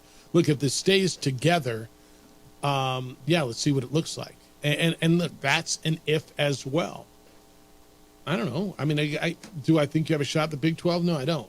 But, yeah, you want to lob them a call and call your old buddy Eddie Nunez, who's now a Big 12 athletic director, and say, hey, you guys are looking to expand. Look what we bring. You know what we bring. You've talked about how great this place is. What if you bring it up? Can you champion our cause in those Big 12 meetings, Mr. Nunez? You're in the room. How about bringing? I mean, sure, you have the conversation. Where's it going to go? I don't know. But okay, Rudy. Good morning. You're on the Sports Animal. Hi, Rudy. Hey, I'm a little bugged by some guy that keeps hopping on, thinking that he's an expert on Lobo football. In the first place, there was a 7-year stretch where UNM was the only bowl-eligible team for 7 straight years. I think you remember that, Jeff. Yeah. Because you run a bowl game, and TCU wasn't, Utah wasn't, Air Force wasn't, BYU wasn't. So how is that not success? What this is, it's a stupid narrative that some guy gets on and thinks that if he repeats a stupid narrative long enough, it's going to be the truth. That's not the truth. That's not the truth. This thing went sideways when Krebs hired Loxley. Okay. Got rid of him. Won a school record 16 games in 2 years under Davey, didn't we? I believe that's right. Yeah. Won 7 1 year and 9 the next. Played in the New Mexico Bowl 2 years in a row. Went down to the wire with Arizona. Beat UTSA, that everybody thinks is a darling now. That's right. People just have to stop the scarcity and doom and gloom in this state. That is the one thing that has bugged me forever about this state. We're sitting on $3 billion. With a stroke of a pen, the governor could get us in any league we wanted to be in, because that's what money does. Instead, we sit around and wring our hands. Oh, what are we going to do? What are we going to do? Here's what you can do. Call your legislator. Call your state senator. Tell them that you want more. Tell them you want them to part with some of that $3 billion of excess money that nobody knows what to do with. Create a sports enhancement fund. Put $200 million into an interest-bearing account. Yeah, live on the interest. And sit back and live off the interest. I don't know what it is. Some actuarial can get on your show and tell you, but it's significant money. We're standing to gain $115 million more dollars into this conference. And I know one thing. Gloria Narvaez was mentored by Rudy Davalos, and if you learn one thing about Rudy, he was a fighter. And he didn't just sit around and let people kick our butts. I'll never forget a conversation I had with Dennis Latta, because Dennis thought that he was getting somewhere with me. He wanted to write a slam piece on Rudy, and he said, Rudy's an SOB. And I said, yes, he is. And his ears perked up. I said, but he's our SOB. He tells the other schools what to do. And how disrespectful and dishonest is it to have 4 presidents sit there and lie to Garnett Stokes, bold-faced lie. Oh, we're not leaving. Oh, we're with you, and then leave. That's a lie. That's disrespectful, dishonest. So we don't have to do any of that. All we have to do is marshal our resources, and we have significant resources. And there's nothing wrong with that stadium, Jeff. It needs fixing up, but there's nothing wrong with it. Kids care about the locker room, and they care about full stands. If we would just pack the stands this weekend, final thought, we have one of the best coaches in the conference right now. So just embrace that, and let's work towards something better. Thank you for the time. All right. I keep hearing you got to go to the state, and maybe that is the answer. Maybe that is the answer. That's where there is money there, and it's not. It doesn't have to be just giving them money. There could be a fund, and you could live off the interest. And there are people way smarter than me financially that you can get creative. There's also got to be, some private money that goes into this as well. I just hope it's not too late, JJ. That's where I am. I just hope it's not too late. I mean, you're in a process where it's moving literally now. People are on the phone now. It's 8:24 in the morning Mountain Time, right? They're on the phone now. What's happening now? And UNM's got to have a plan now. And a plan that is viable and hopefully good enough to, whether it's the PAC, whether it's the AAC, whomever it happens to be. What one caller said, let's go to the Big 12. Okay, fine, make the call. Didn't hurt. Jeffrey, good morning. You're on the Sports Animal. Hi, Jeffrey. I love Rudy's passion. I really do. And, I wish it was as simple as, we're sitting on a giant surplus of billions of dollars and we could get into any league we want with the stroke of the pen, but unfortunately it doesn't work that way. Not for schools like us anyway. I have to say, when Rudy is saying, the stadium's fine, man, I love you, Rudy, but the stadium's not fine. You know this, Jeff. And I have to believe that when we talk about the football program, and Rudy, referenced history when we were doing good, this is all about a what have you done for me lately type of situation. And unfortunately, or fortunately in the past, UNM has had some success with some coaches, and lately not so much. And that's what they're looking at. And I can't help but think when you put the totality of all of it together, looking at a stadium that it's not even a reset, it needs a rebuild. It just does, from concessions to entries and exits to press boxes. All of it needs redone except for the student facilities, which are the weight rooms and all that stuff. We just haven't performed on the field with wins and losses the way that we'd like to as fans, and I can't help but think when people are looking for expansion, and we're talking about the Pac-12 here, that they look at that, and I totally believe that Bronco was brought in, and I believe he's the guy to change it. But they're looking at the whole package, and right now we're trending in the right direction, I think, with Bronco as the coach. But when you look at the stadium and a little bit of the short history behind us, it doesn't look great. Do I think we could perform if we were brought in there? Yes, but it would have to be with a guarantee that the PAC says you guys, rebuild the stadium in a certain amount of years. Maybe you pay your own buyout or whatever. But right now, I think we're looking at a situation where we either need to make a move, and I don't know if that means bring in other schools or look at trying to merge with other conferences. But I also don't think that Pac-12 is done, and who knows, maybe there's a couple more schools coming out of the Mountain West. I can't help but think Air Force is on their radar. So that's what I got, man. All right. Look, he understands. You got to, JJ. I mean, we're all there, most of us anyway. There's no secret. This is about football. Football is what got you in this situation, and as much as you want to say, yeah, bail on football, you can't. It's what got you here. And I don't know, I hope my whole thing is, I just hope it's not too late to bail out. You know what I'm saying? But there's got to be a plan. Who is saying, yeah, you guys are going to get better in football? Okay, why? Well, I mean, we got a good coach now. Okay. Well, what else? Are you investing? Well, we paid him well. Okay. What are you doing to sustain football? Period, JJ. Now you're going to tell me, all right, look at the AAC, and there's some programs there that aren't great in football. Yeah, but they're in, right? There's a lot of that. I mean, the Rice isn't great in football. Temple hasn't been historically great in football. Army and Navy haven't, but they bring something else. Charlotte hasn't, but they've shown they're getting better. But the stadium issue, whatever it is, I just hope it's not too late, and I hope, and I got to believe that there's a plan over there, that they're going to, whomever it is that they're going to, whether it's the PAC, and it should be, whether it's the AAC, and it should be, and whether it's they're fellow Mountain West members and figuring out how to keep this thing together. Because, JJ, we've said this is as tenuous a time as there is. There's never been a more tenuous time for UNM athletics that I can ever recall. And I look back in history before my time. I mean, you tell me what's been more tenuous. There isn't, right? And so what are you going to do? And you can't wait for it to come to you. You must be proactive. And part of that is going to be, here's how we're going to make football better. I know some of you don't like football. The answer isn't bring back soccer or be worse at football. It's what got you here. 505-246-0610. It's the opening drive on 95.9 FM and AM 610, the Sports Animal. We're all moving. TurboThreads is a proud sponsor of ProView Networks. Almost 30 years of experience means fast service, great prices, and a wide selection of apparel from t-shirts to performance sport shirts, even jackets and hats. They feature low minimums and no setup charges on most orders. TurboThreads is located at 1503 Golf Course Road in Rio Rancho, or find them on Facebook, online at turbothreads.com, or call 999-1234 for TurboThreads. We would like to thank the following sponsors for making this broadcast possible.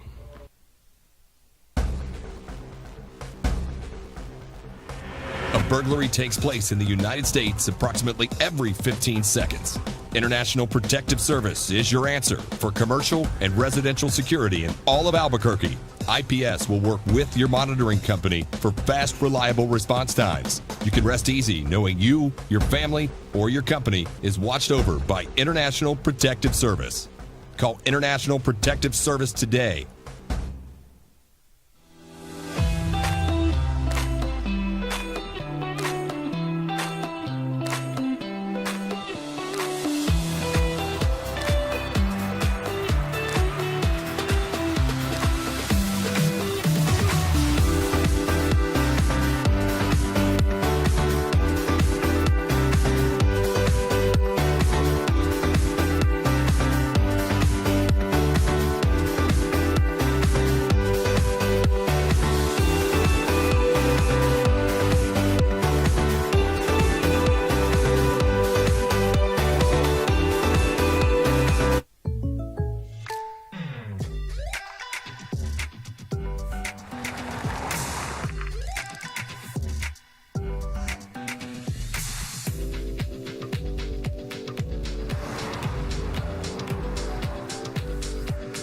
Your surprisingly great rates? Contact your local State Farm agent today.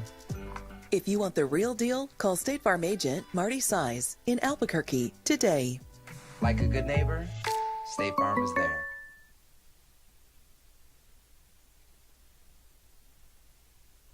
Don't sacrifice quality and flavor when you're in a hurry. Golden Pride offers ribs, fried chicken, red and green chili breakfast burritos, and Frontier sweet rolls. 4 great locations, or visit us online at goldenprideabq.com. Golden Pride Barbecue Chicken and Ribs are proud supporters of ProView Sports.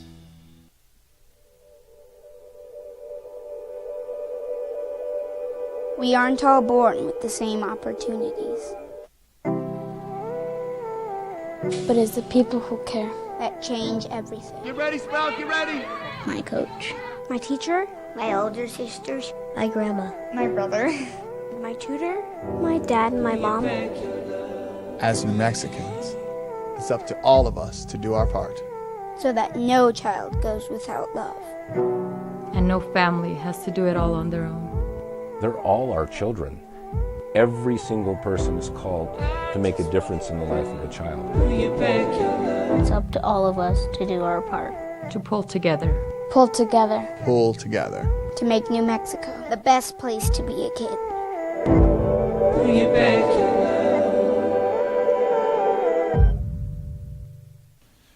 TurboThreads is a proud sponsor of ProView Networks. Almost 30 years of experience means fast service, great prices, and a wide selection of apparel from t-shirts to performance sport shirts, even jackets and hats. They feature low minimums and no setup charges on most orders. TurboThreads is located at 1503 Golf Course Road in Rio Rancho, or find them on Facebook, online at turbothreads.com, or call 999-1234 for TurboThreads. High school sports are back. You can watch every ProView Network broadcast online on the NFHS network. Every moment from every game from every sport, including all NMAA state championship games. Get your monthly pass now. Just go to ProViewNetworks.com, click on the NFHS logo, and sign up today. Watch New Mexico's best.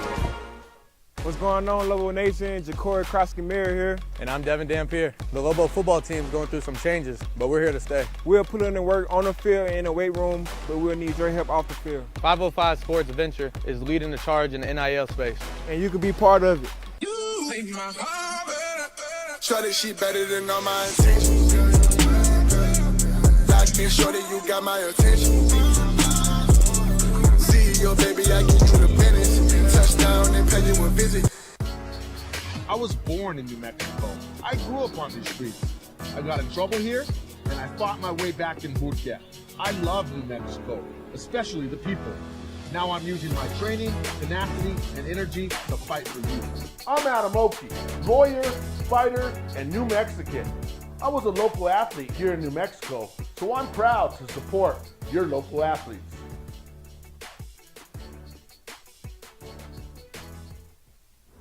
Hi everyone, my name is Master Sergeant Jacob Groves. I am a Air Force Special Warfare Pararescueman. Air Force Special Warfare are proud supporters of ProView Network and New Mexico Youth Sports. Air Force Special Warfare operators are critical thinkers. They maintain a high level of fitness, they take initiative, and they don't quit. For more information on Air Force Special Warfare, contact me at the number listed below.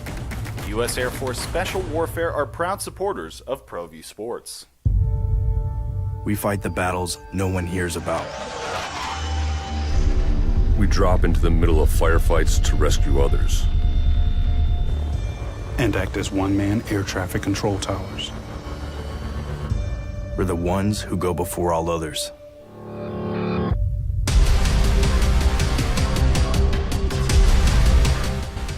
U.S. Air Force Special Warfare are proud supporters of ProView Sports. Interesting conversation. You're going a lot of different places, and you can continue with it at 505-246-0610. Emails, Jeff at sportsanimalabq.com, JJ at sportsanimalabq.com. This one is, I don't know who it's from, but it's Rudy is full of it. UNM football sucks. Throwing money at UNM sports won't make its team perform any better. Rudy, any more than will put your paying butts in our UNM football's team seats view. All right. Look, just throwing money at it, just throwing some money at it aimlessly, you're right. You're right. Just throwing money without a plan is not going to make it better. Investing in the facility and investing in the product. That's how everybody else got. But everybody who's gotten better is invested. You're not going to get better by not spending more, and you're already spending on the low end. So, something sucks isn't really a take. UNM football sucks. Really? Okay. Rudy's full of it. Okay. Throwing money at UNM sports won't make its teams perform better. Investing will. Throwing. I don't know. Is that just semantics? Throwing money and investing, is that just two different ways of saying the same thing? You have a plan. What are you going to do with the money? Yeah. What is your plan when it comes to facilities and when it comes to upgrades? Because part of that is also your experience as a fan. Yes, you want to go watch a football team, but you want easier in and out. You want concession stands that work. You want options when you're spending that much money to go to a game. And yes, you can always look and say, oh, it's so affordable compared to this, that, and that. It's still a budget thing for people. You want to feel like, all right, your team loses, it's sports, so be it. Like, you probably watch your NFL team lose for 20 straight years and you don't care. But when you're making the investment, you want to enjoy your experience.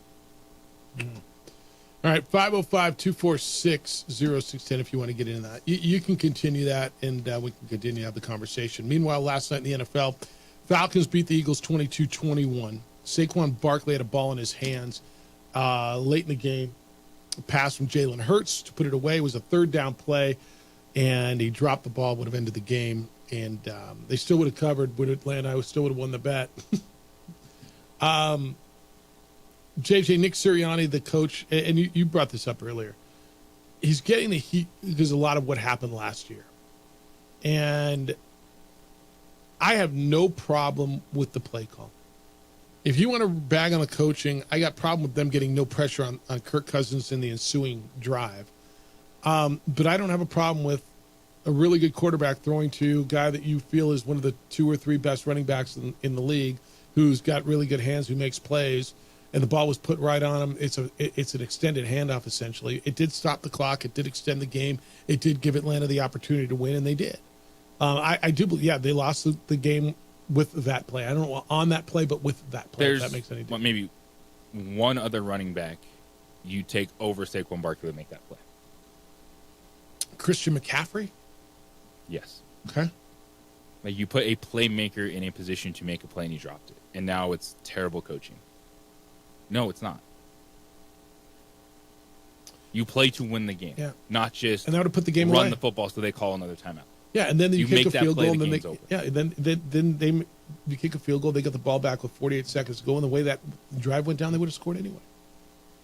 I don't have a problem with the coaching on that. Saquon Barkley said, "I let my team down." After the game, he said, "I let my team down today. I shouldn't have put the defense in that position. If I make the catch, the game is over." You're correct. Yeah. Nick Sirianni is the coach. He said they were running a certain defense and were junking it up in the middle, so we were trying to go around on the outside, and it didn't work. 4th and 3, with them not having any timeouts, I wanted them to be down a touchdown and see if they could drive the field, and they did. Hats off to them. Players make plays. I think coaches get too much credit and too much blame. Saquon Barkley's a really good player. Saquon Barkley had a really good game. Saquon Barkley did not make the play when it mattered. Any of that untrue? It's not untrue. And that's where it is. Like coaches, I don't know. It's a hard job. That's why they get paid a lot of money. But, I mean, make a play. All right. Panthers benching Bryce Young. It's over for him in Carolina, right? Until Andy Dalton gets hurt, and all of a sudden he's got to come off the bench. Mm-hmm. This is, I don't know how I've listened to everybody with a head talk about this. Everything from he is absolutely done to he just needs a fresh start somewhere else to they threw him in early before he was ready to play. They shouldn't have started him last year. I've heard it all. I believe he's available for like a 3rd and a 4th, right? 4th and a 5th. For someone who needs a quarterback. You don't like the Miami situation. Not at all. You don't like him going there? No. Okay. No. What is Carolina doing in the first place? Like, so you bring in David Canales. Yeah. To say, all right, we need to try to fix Bryce Young. And it wasn't going to happen overnight. Yeah. And 2 games in, he's benched. Yeah. He's been the worst quarterback in the league. Yeah. Not denying that. Yeah. But that's a franchise that's going nowhere fast. Because he was supposed to be the quarterback whisperer. And Geno Smith and Baker Mayfield. You know what? Maybe those quarterbacks were actually, at least Baker Mayfield, good. And it wasn't David Canales. Okay. I'm listening. Bryce Young, not good.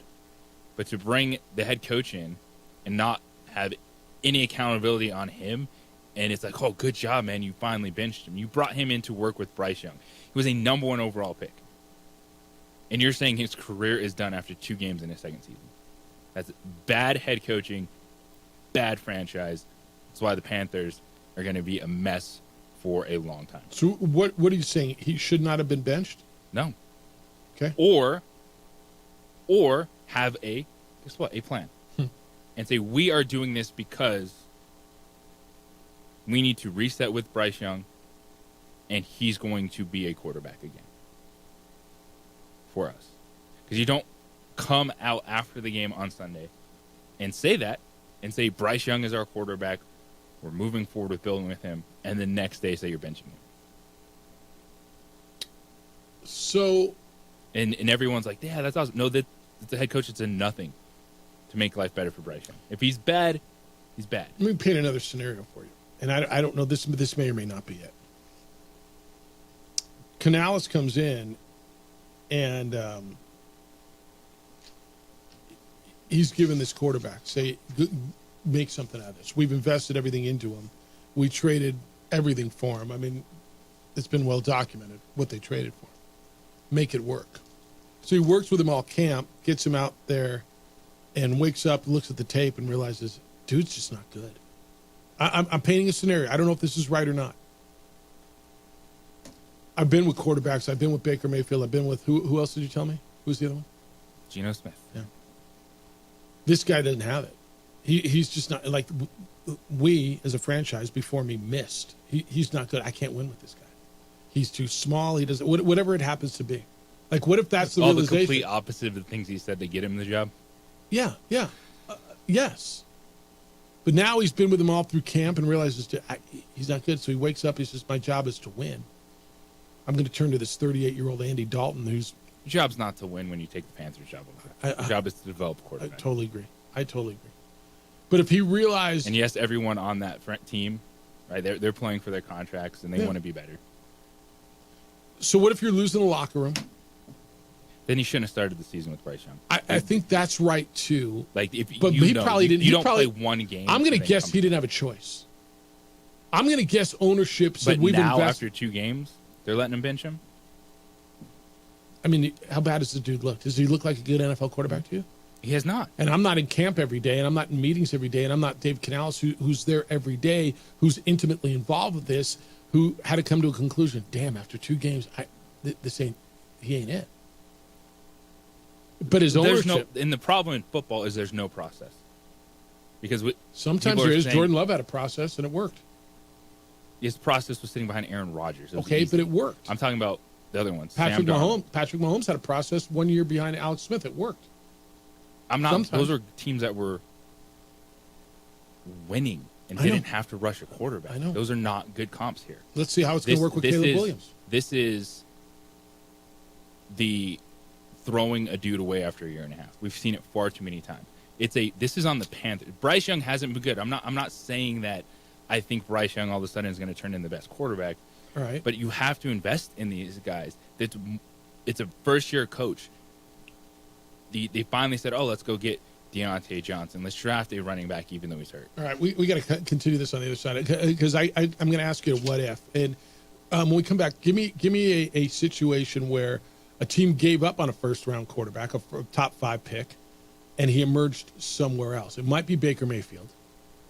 But give me that. Hey, if you've been a victim of a property crime, you know too well. It takes too long for the police to show up. That's why I've trusted International Protective Service to protect my home. Homes, businesses all around Burque and Santa Fe protect IPS. You've worked too hard to build what you've got to let a bad guy or bad guys come in and destroy it. It's protection of your family, protection of your property, and your peace of mind. IPS is there for you every day. They will be there within 7 minutes if an alarm goes off. Armed, trained security officers. Often they apprehend the criminals. They wait for the police to get there and pick them up. So who's watching your home when you're away? Make sure it's the good guys and not the bad guys. I've trusted IPS. My neighbors trust IPS. I think you should as well. Can't prevent all the crime, but if you got no protection, you're most likely to be victimized. The number's 505-897-2420. 505-897-2420. They're online at ipsglobal.com. Passionate about making Albuquerque and Santa Fe better and safer places to live and work. For 50 years, Clark's Pet Emporium has been your pet's favorite stop. I am Michael Azera, midfielder for New Mexico United. Clark's support for the United is an example of their commitment to local partnerships. Clark's understands that paying it forward develops a better team and ultimately better community partner. When you need pet food and supplies, Clark's is always the best shot. We would like to thank the following sponsors for making this broadcast possible.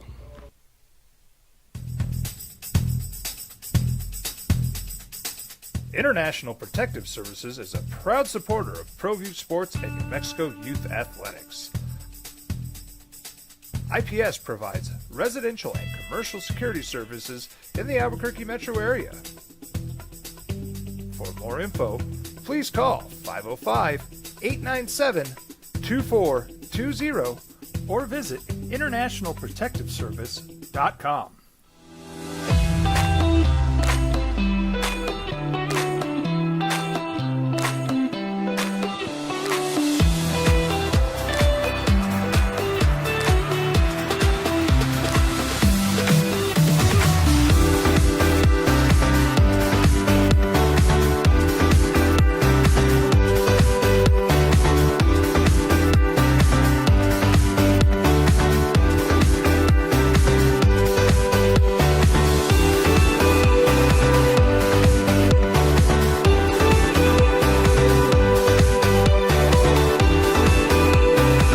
I'm David C. Chavez, personal injury attorney. For over 4 decades, our law firm has remained steadfast in our commitment to serving the remarkable people of New Mexico that have been injured through no fault of their own.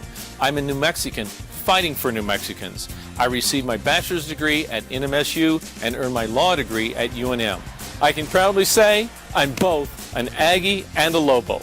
Call now and I will meet with you. 40 years strong, and we're still as local as red and green.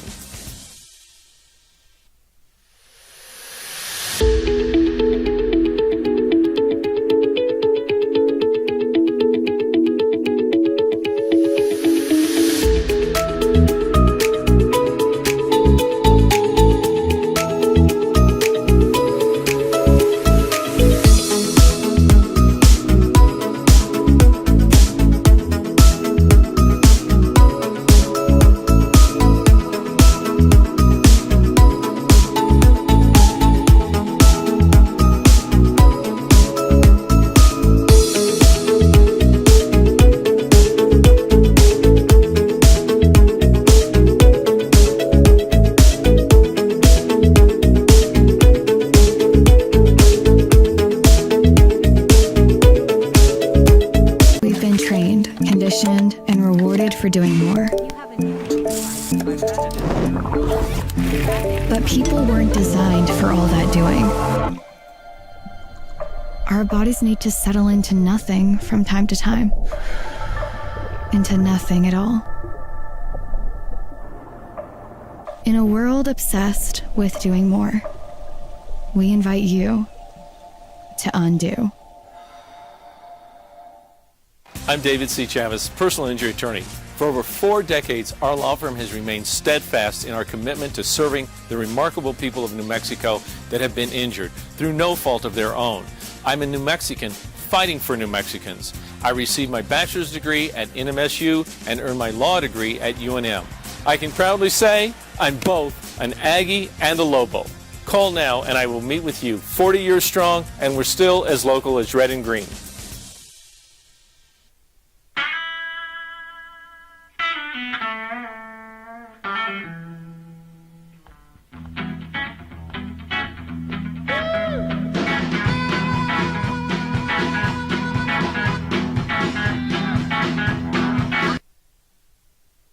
And Baker may be the guy where a team gave up, certainly not this quickly. I don't think anybody, I mean, even the Raiders with Jamarcus Russell. He's a great player. Deal with it. Hey, Russell's been better than Bryce Young. Was better than Bryce Young. All right. Bryce Young, but I also have questions is why is Bryce Young worse than he was last year? Yeah, and that's fair. And this is one where this should be a reset for Bryce. Acknowledge it. Not just say, my job was here to win. Your job was to develop Bryce Young and then win. Winning 5 games with Andy Dalton does nothing for the Carolina Panthers. But playing a season with Bryce Young, maybe if you have a bad record, you're back in the top 3, that gives you the answer. So, all of that agreed. Can you give me an example where a quarterback drafted this high, the team gave up on him, and he went somewhere and figured it out, like went somewhere and became good. And I guess Baker's the guy, right? Well, Baker won a playoff but game. he won a playoff game, so it wasn't this quickly. Maybe it's Sam Darnold, although I mean he just won a game last week, so he isn't the guy. Is there an example where a guy was drafted pretty high, and the original team gave him his chance, it didn't work, because like I think what I hear you saying is they're giving up on him too quickly. Is that correct? Okay. Like, if he's not the guy, so be it. But benching him 2 games in, and then let's say you're Dave Canales, you're like, yeah, we won 6 games this season. What does that do for the Panthers? Yeah, we're getting better. We have Andy Dalton. First of all, nothing. I think Bryce Young's playing again this year for the Carolina Panthers. It should be a reset for Bryce. Right well, here's where I think this may really backfire anymore. Now he's broken, right? Well, you look what they did to him year 1. They fired his head coach halfway through the season. 5 games, 6 games, and now you have Dave Frank Canales I know. come in and 2 games in benching him. I know. So you've basically beaten the career out of him, right? I mean, honestly, this guy. I don't know if he's any good. Like my eyes tell me he's not, but okay, I don't know if he is or not. He doesn't look. C.J. Stroud broke the rookies for the next few years. Fine, and you know who should be if we're going along this lines. You know who should not be starting next week either? Bo Nix. Fair. I mean, if you've got a viable, he is backup, right there in terms of passes 10+ yards that are not being completed. Once you commit to something like this, like Sean Payton did to Bo Nix, like Carolina did to Bryce Young, to bench the rookie, or in this case, the second-year guy, you've almost said I'm giving up on you, right? So if they bench Bo Nix, what's the message? See, I think Andy Dalton, and I'm not wishing this on him, but NFL history tells me a 38-year-old immobile quarterback might get broken here in the next 2 to 3 to 4 to 5 to 7 weeks. And what does that mean? Then you got to turn back to Bryce Young, right? And at some point, Bryce Young's going to have to play for you again and get in that huddle and stare at those guys that coach just told all those guys, this guy ain't good enough, and he's got to be your quarterback. Because I don't think there's another quarterback on that roster. That's why I'm thinking, does this end up being a Trey Lance thing? Does somebody throw a 4th and a 5th or whatever and have him develop behind a Tua,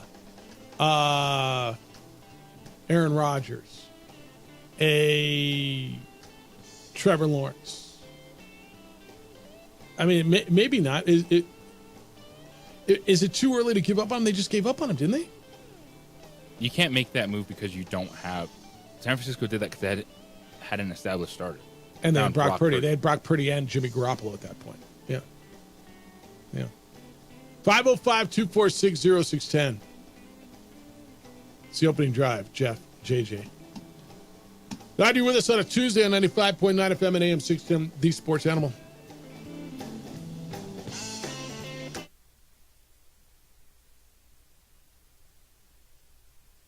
We would like to thank the following sponsors for making this broadcast possible.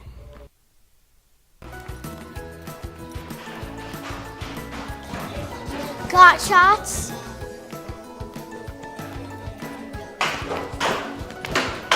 Got shots? Got shots? During Got Shots, participating providers open their doors for any child who presents for immunizations, regardless of whether they are a patient or whether they have insurance.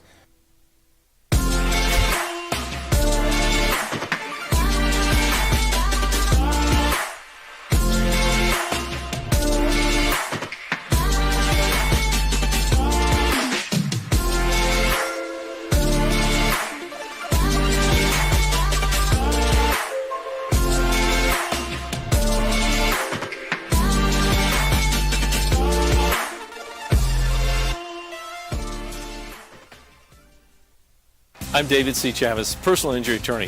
For over 4 decades, our law firm has remained steadfast in our commitment to serving the remarkable people of New Mexico that have been injured through no fault of their own. I'm a New Mexican fighting for New Mexicans. I received my bachelor's degree at NMSU and earned my law degree at UNM. I can proudly say I'm both an Aggie and a Lobo. Call now and I will meet with you. 40 years strong, and we're still as local as red and green. Turbo Threads is a proud sponsor of ProView Networks.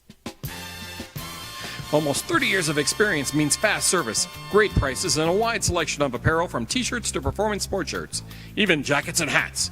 They feature low minimums and no setup charges on most orders. Turbo Threads is located at 1503 Golf Course Road in Rio Rancho, or find them on Facebook, online at turbothreads.com, or call 999-1234 for Turbo Threads.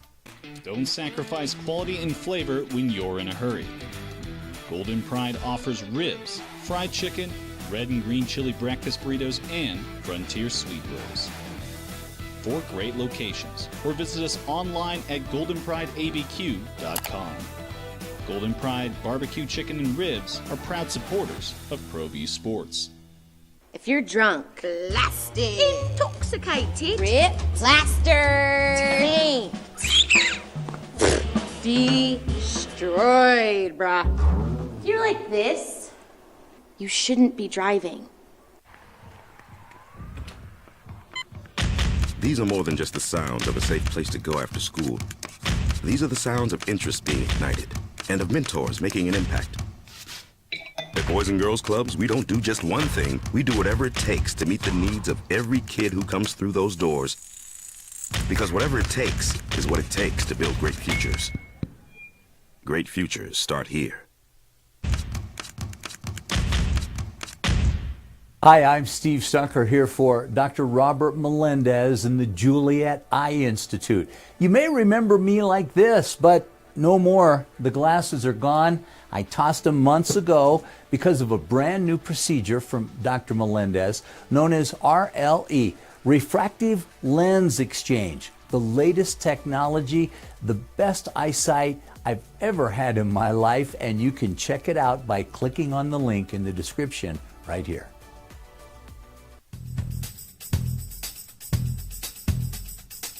International Protective Services is a proud supporter of ProView Sports and New Mexico Youth Athletics. IPS provides residential and commercial security services in the Albuquerque metro area. For more info, please call 505-897-2420 or visit internationalprotectiveservice.com.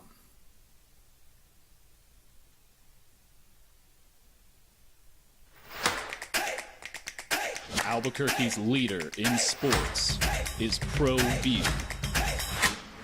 From pros to prep, all your favorite action.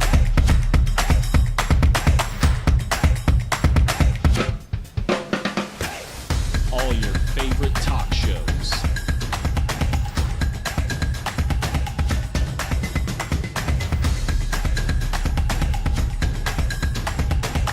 Find it on ProView Networks. I hear that again or missed it. Your head coach is with us on Tuesdays at 7 a.m. It's wherever you get your podcasts. You can go over to our website, sportsanimalabq.com. It's just click on the opening drive and it'll be right there and you can catch it there. Opening drive, Jeff Symbieta and JJ Buck. Numbers to get in this morning, and you've been using them, 505-246-0610. That's the Sports Animals phone line and our text line. Emails come in this morning, Jeff at sportsanimalabq.com, JJ at sportsanimalabq.com. Falcons beat the Eagles last night in, give me the word, give me the adjective. Last night's game was? A choke. Ooh. Yep. Now, we've had this back and forth. There was a guy last week getting on us on our meter. This is a choke. You have Jalen Hurts throwing to Saquon Barkley, 3rd and 3. Catch it, convert, win the game. You drop the football. Choked by the coach, by the player, by whom? The Eagles. All the above. You're all involved. I'm struggling putting the coach in there. I really am. I got no problem with I mean, there's it. Coach is. Sirianni could be like, "Hey Vic, why don't you blitz?" Fair enough. All right. Like, So they just let Kirk Cousins have easy passes for 80 yards down the field. So you're saying after, and they called the 3rd down pass, ball was placed in Saquon Barkley's hands. I mean, just dropped a perfect pass by Jalen Hurts, safe pass. He didn't catch the football. They kick a field goal, and then boom, they go the other way. And Kirk Cousins isn't pressured. All right, fair enough. It is. So you're saying this one was a choke? Yep. It is that high on the comeback versus collapse meter. This was. God, I hate that word. But choke. You might be right. You might be right. Did you watch the main broadcast, or did you watch the Manning cast last night? I watched the main broadcast.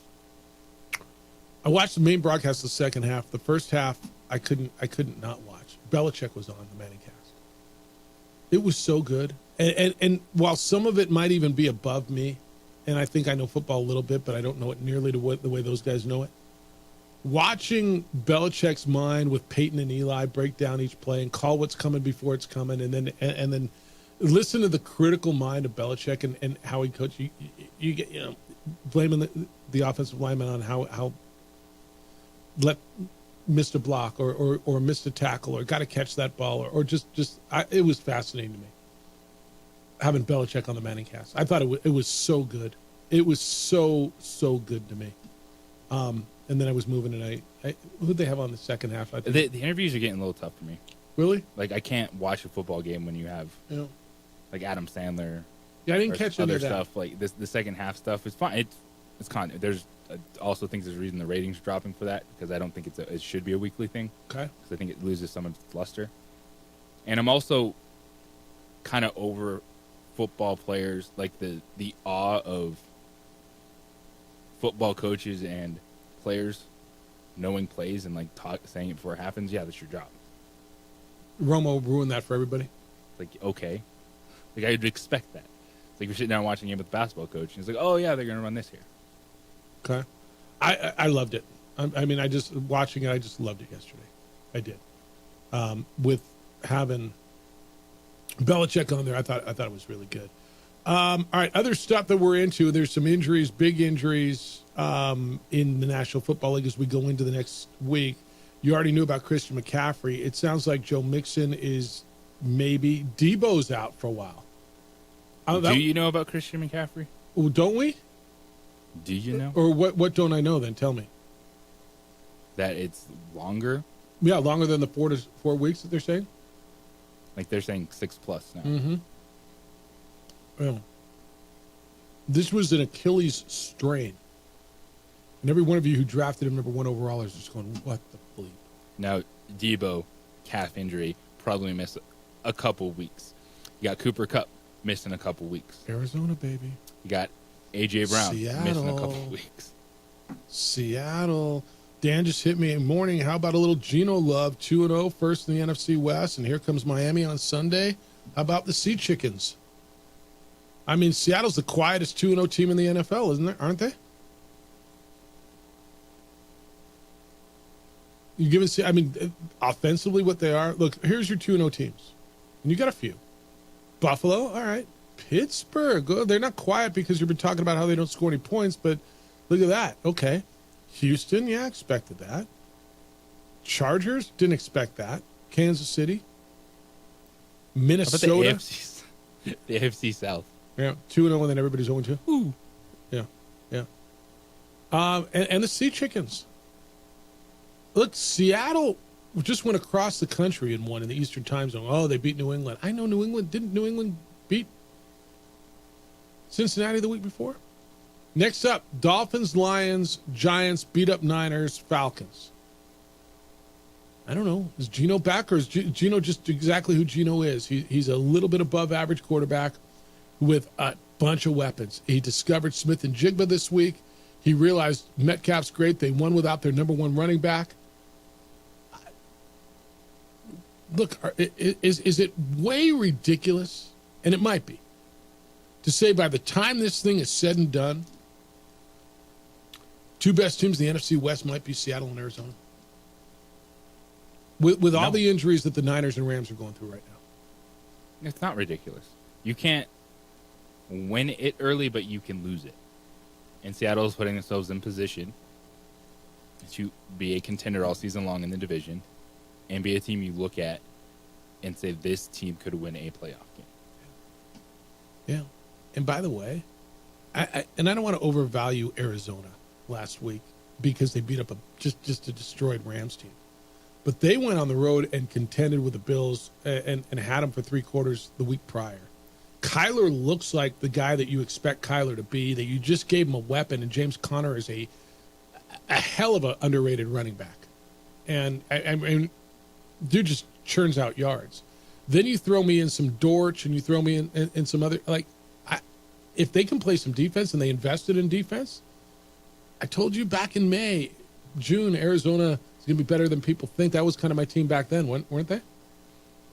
In the NFC, if you are Seattle, Arizona, New Orleans, Tampa Bay, you find this consistency. You get good quarterback play, which all four of those quarterbacks can do.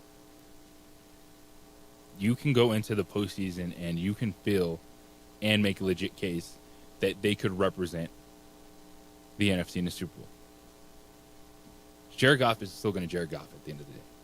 He's always going to underwhelm. He's good, but he's going to leave you wanting more. And that puts them back in position with those other teams. Because Jared Goff is not... Would you tell me he's always going to want to leave you wanting more? Yeah, he's always going to leave you wanting more. Like, you can win with Jared Goff. They were on the doorstep last year. You trust him, but I don't look at that team. Yeah, they have the weapons, but if you get to the playoffs and Seattle and New Orleans, Tampa Bay are playoff teams, I don't go, oh man, Jared Goff is a reason that the Lions are going to race through this. 505-246-0610. What thinks you? And if Brock Purdy doesn't have his guys, he's right back in that mix. See who he is, right? Let's see. And who the he NFC is wide the heck open. Yeah, let's see who he is. All right. Yeah, a critical coach about his young quarterback, what he has to say, and when will Jordan Love be back with the pack? It's the opening drive on 95.9 FM and AM 610 Sports Animal. 95.9 FM and AM 610. The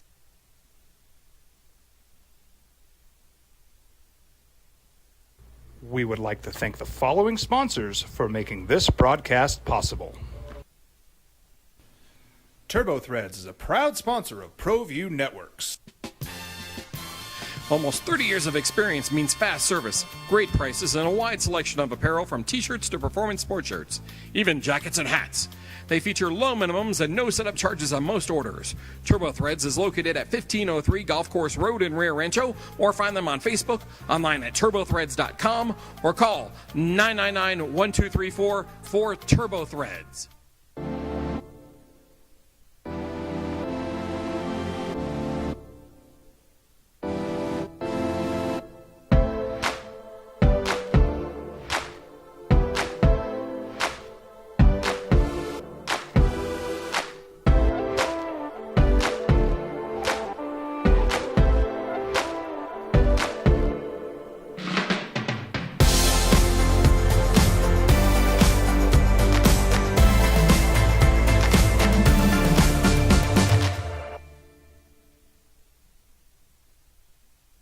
High school sports are back.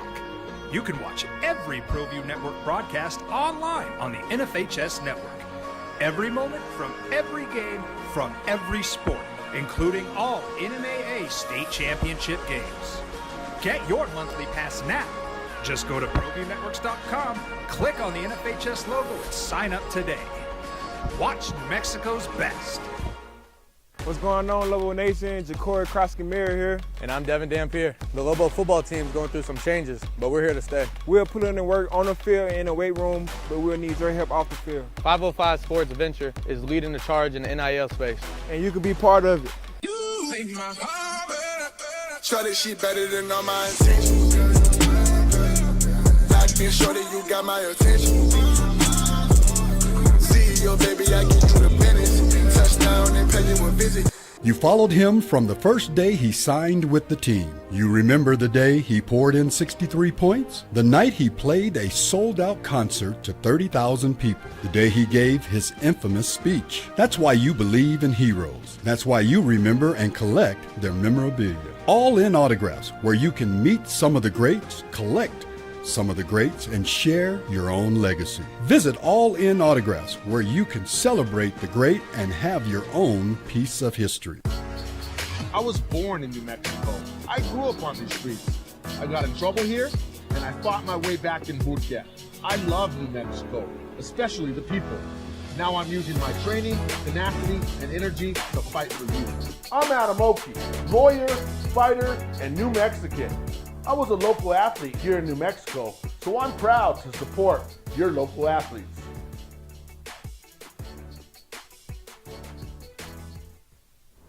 Hi everyone, my name is Master Sergeant Jacob Groves. I am a Air Force Special Warfare Pararescueman.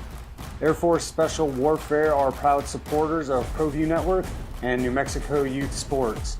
Air Force Special Warfare operators are critical thinkers. They maintain a high level of fitness, they take initiative, and they don't quit. For more information on Air Force Special Warfare, contact me at the number listed below. U.S. Air Force Special Warfare are proud supporters of ProView Sports. We fight the battles no one hears about. We drop into the middle of firefights to rescue others. And act as one-man air traffic control towers. We're the ones who go before all others.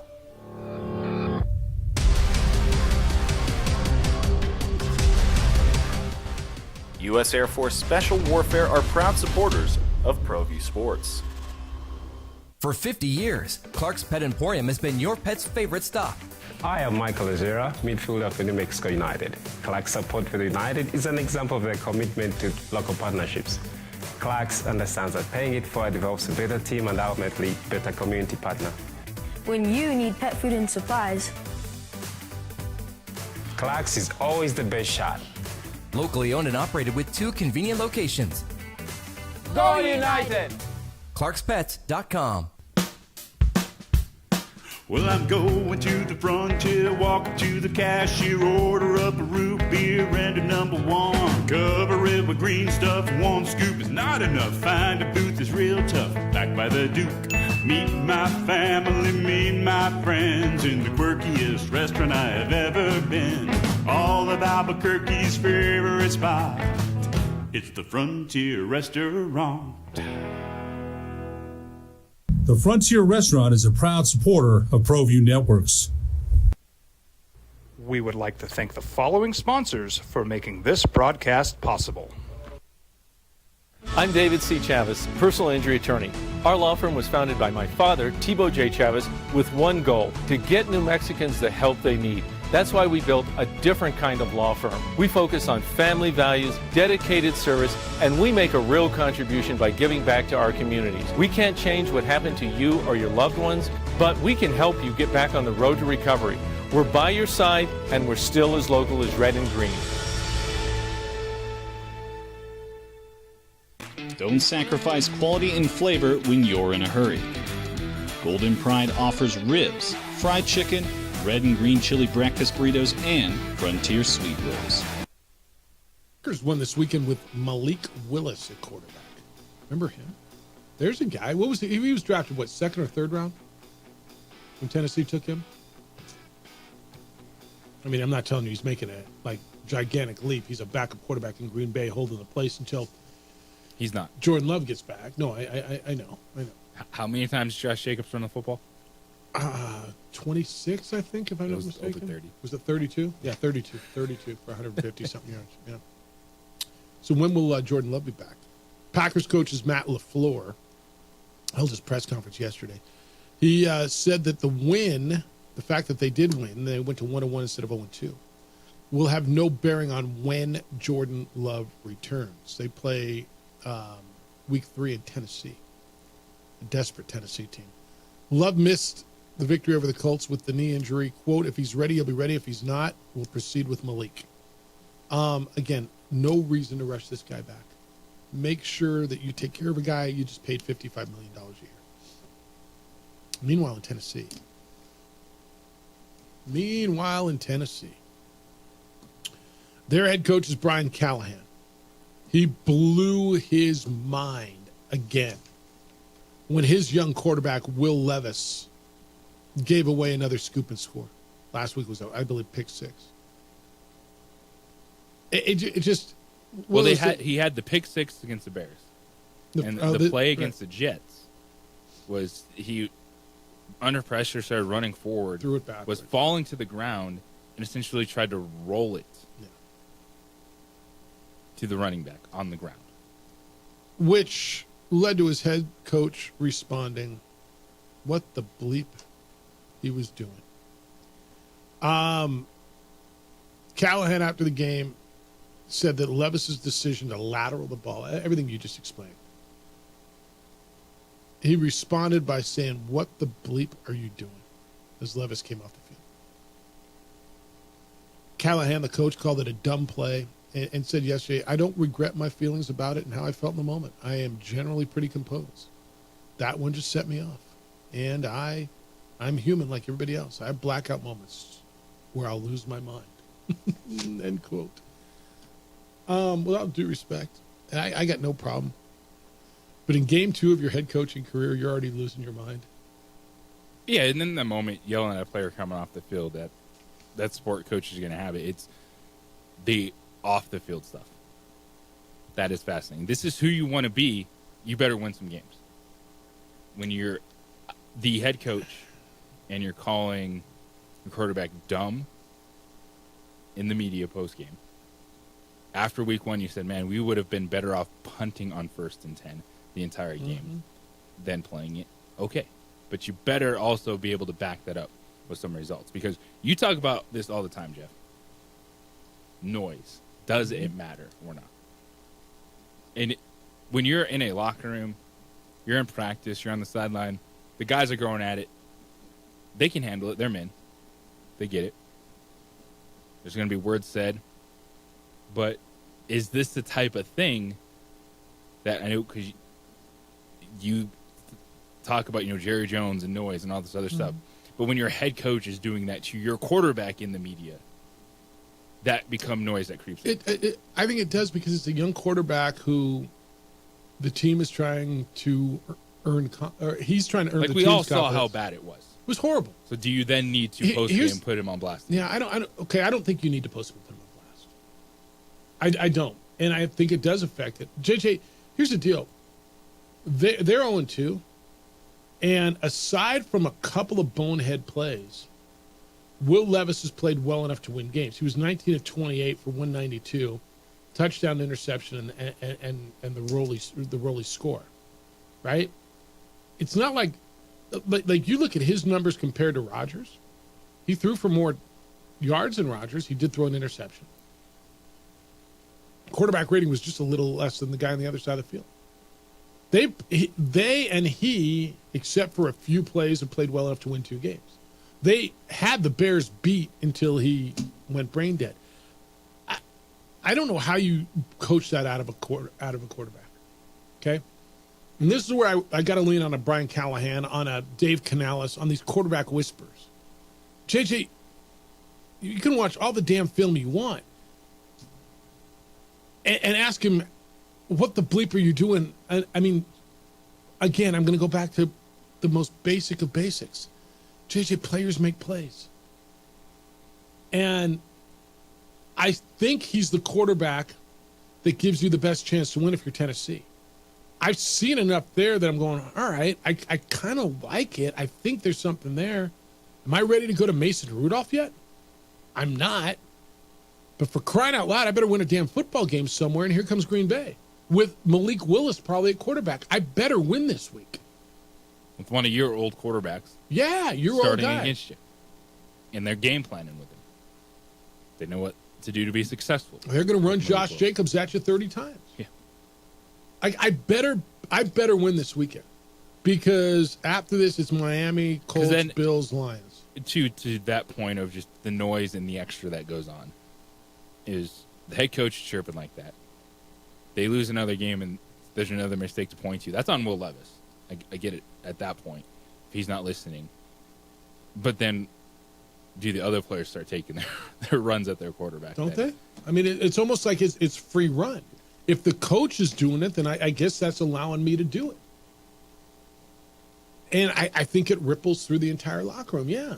I think at that point, when the noise is generated by your head coach, doesn't it feel like it's free reign? Like how many times have you heard teams take on the personality of their head coach? Well, the personality of my head coach is to start ripping publicly my quarterback every damn week. What's the personality I'm supposed to take on? Well, I mean, coach is doing it.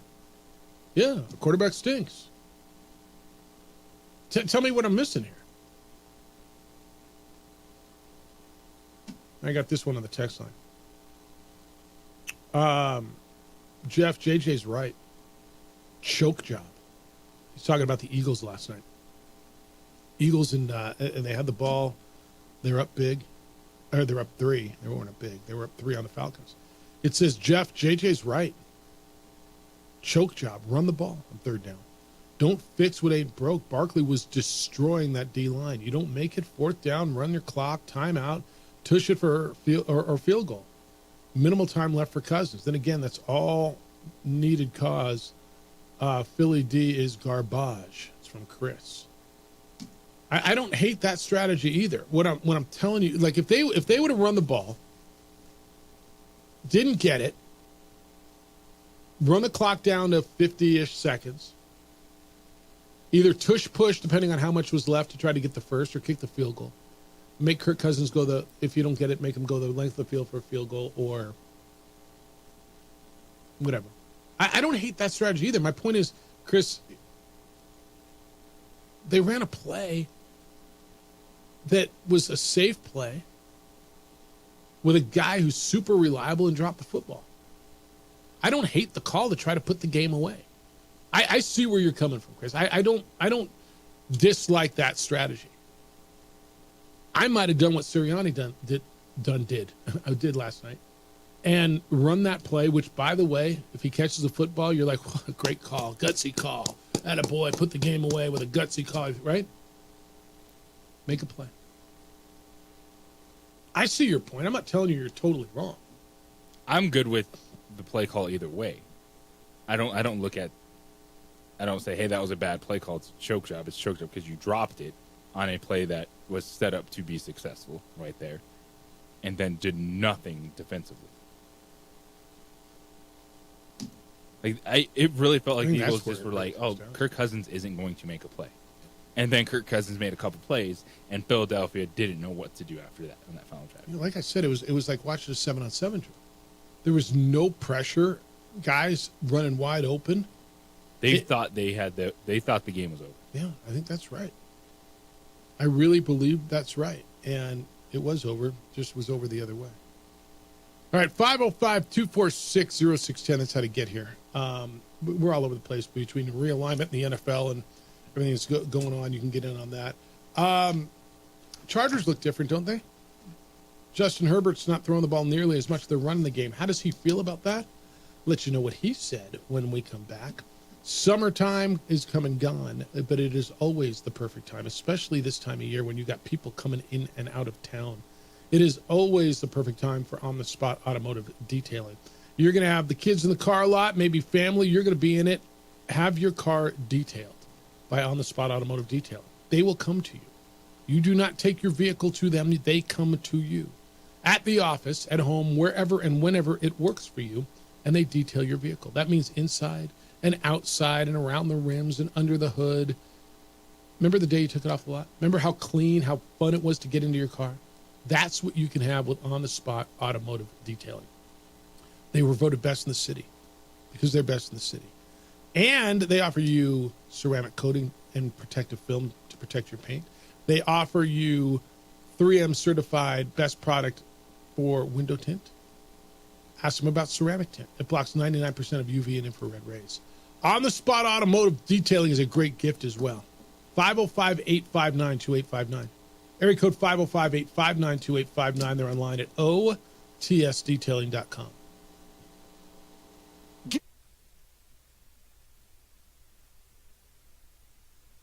We would like to thank the following sponsors for making this broadcast possible.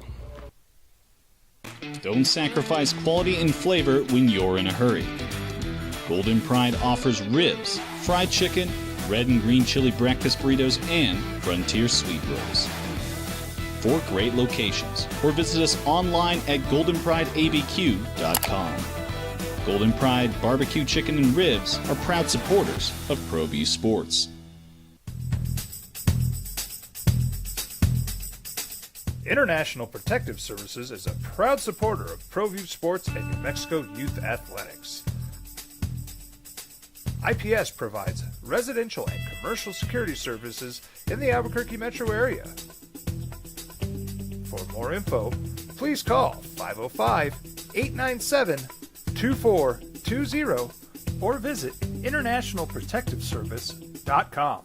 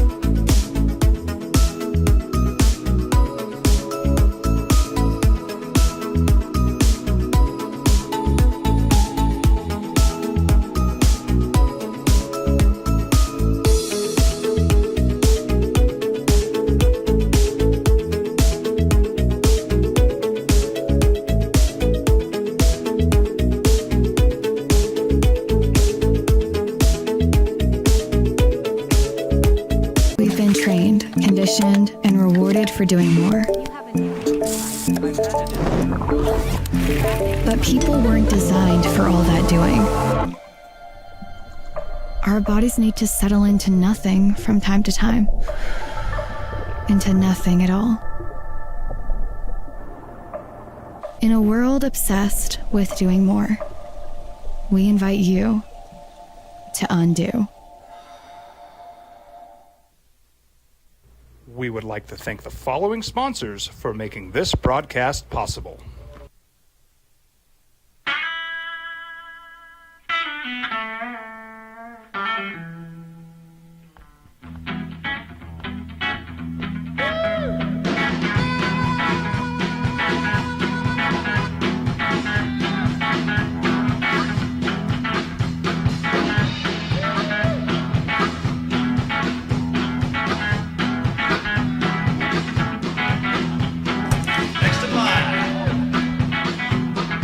Rudy's is a proud supporter of ProView Networks. For the Panthers last week, the Raiders didn't look great in week 1. But they're asserting themselves, the defense is getting confidence. And I think Justin Herbert still has that talent. They figure out some offensive weapons around him. Quentin Johnson, former first-round pick, scored 2 touchdowns. It feels like they can be efficient this season. And it's going to be a lot of J.K. Dobbins and Gus Edwards. All right, Harry, you want to talk about the Lobos. Good morning, Harry. How you living? I'm doing great. Thank you. How you guys doing? Good. What's up? Excellent. I just want to say that, watching the Lobo football game this past week, we're 0-3. But I tell you what, I sure do see a lot of improvement. I'm really behind the coach, and I really hope we invest in Lobo football. And, I just think that if we were to get a new stadium, I think things would change within the city and within the community. I think everybody would go to it just like they did when the Isotope Stadium was redone. Interesting. But I'm really all for it. Thank you, guys. All right, thanks. Do you need a new stadium? You need a renovation? I don't know that you're ripping it down. I mean, look, there's some things that I don't know how with this current stadium we've talked about in getting in and out. I've suggested more entrance gates on that west side to get people in. You go to any other stadium, you've got entrance and exits 360 degrees around the stadium, right? All around. And this side, half the stadium, you don't. I mean, you got the soccer stadium on the east, you can't get in and out of there. That you've taken that away. And nobody really uses the south. There's only one entrance on that side. It's on that southeast side, right? No, the northeast side. Well, I think there's one on the southeast, but nobody ever goes over there. Well, I don't think they use that. Yeah. They used to be the student. That's my whole point. Basically, half of the stadium you can't get in, and that's why it's so jammed. So there needs to be more entrances on the west side. But it's also filtering people over there. Yeah. Because you have the north end zone entrance, the two on the north corners, southwest entrance, and then the middle one, which is for the club entrance, essentially. So people don't go over there. The guy who said UNM football sucks and Rudy's full of it, he came for another bite.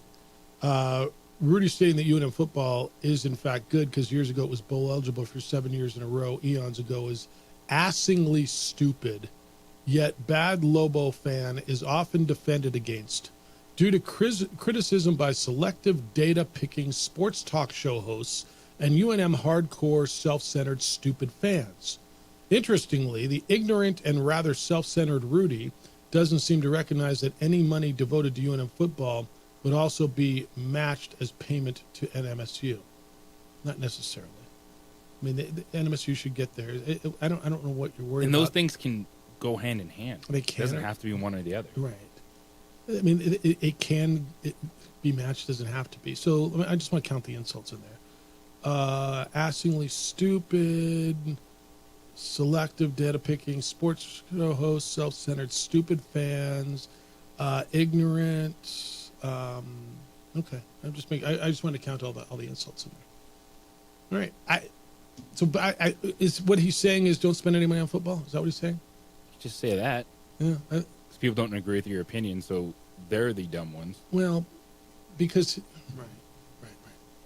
right.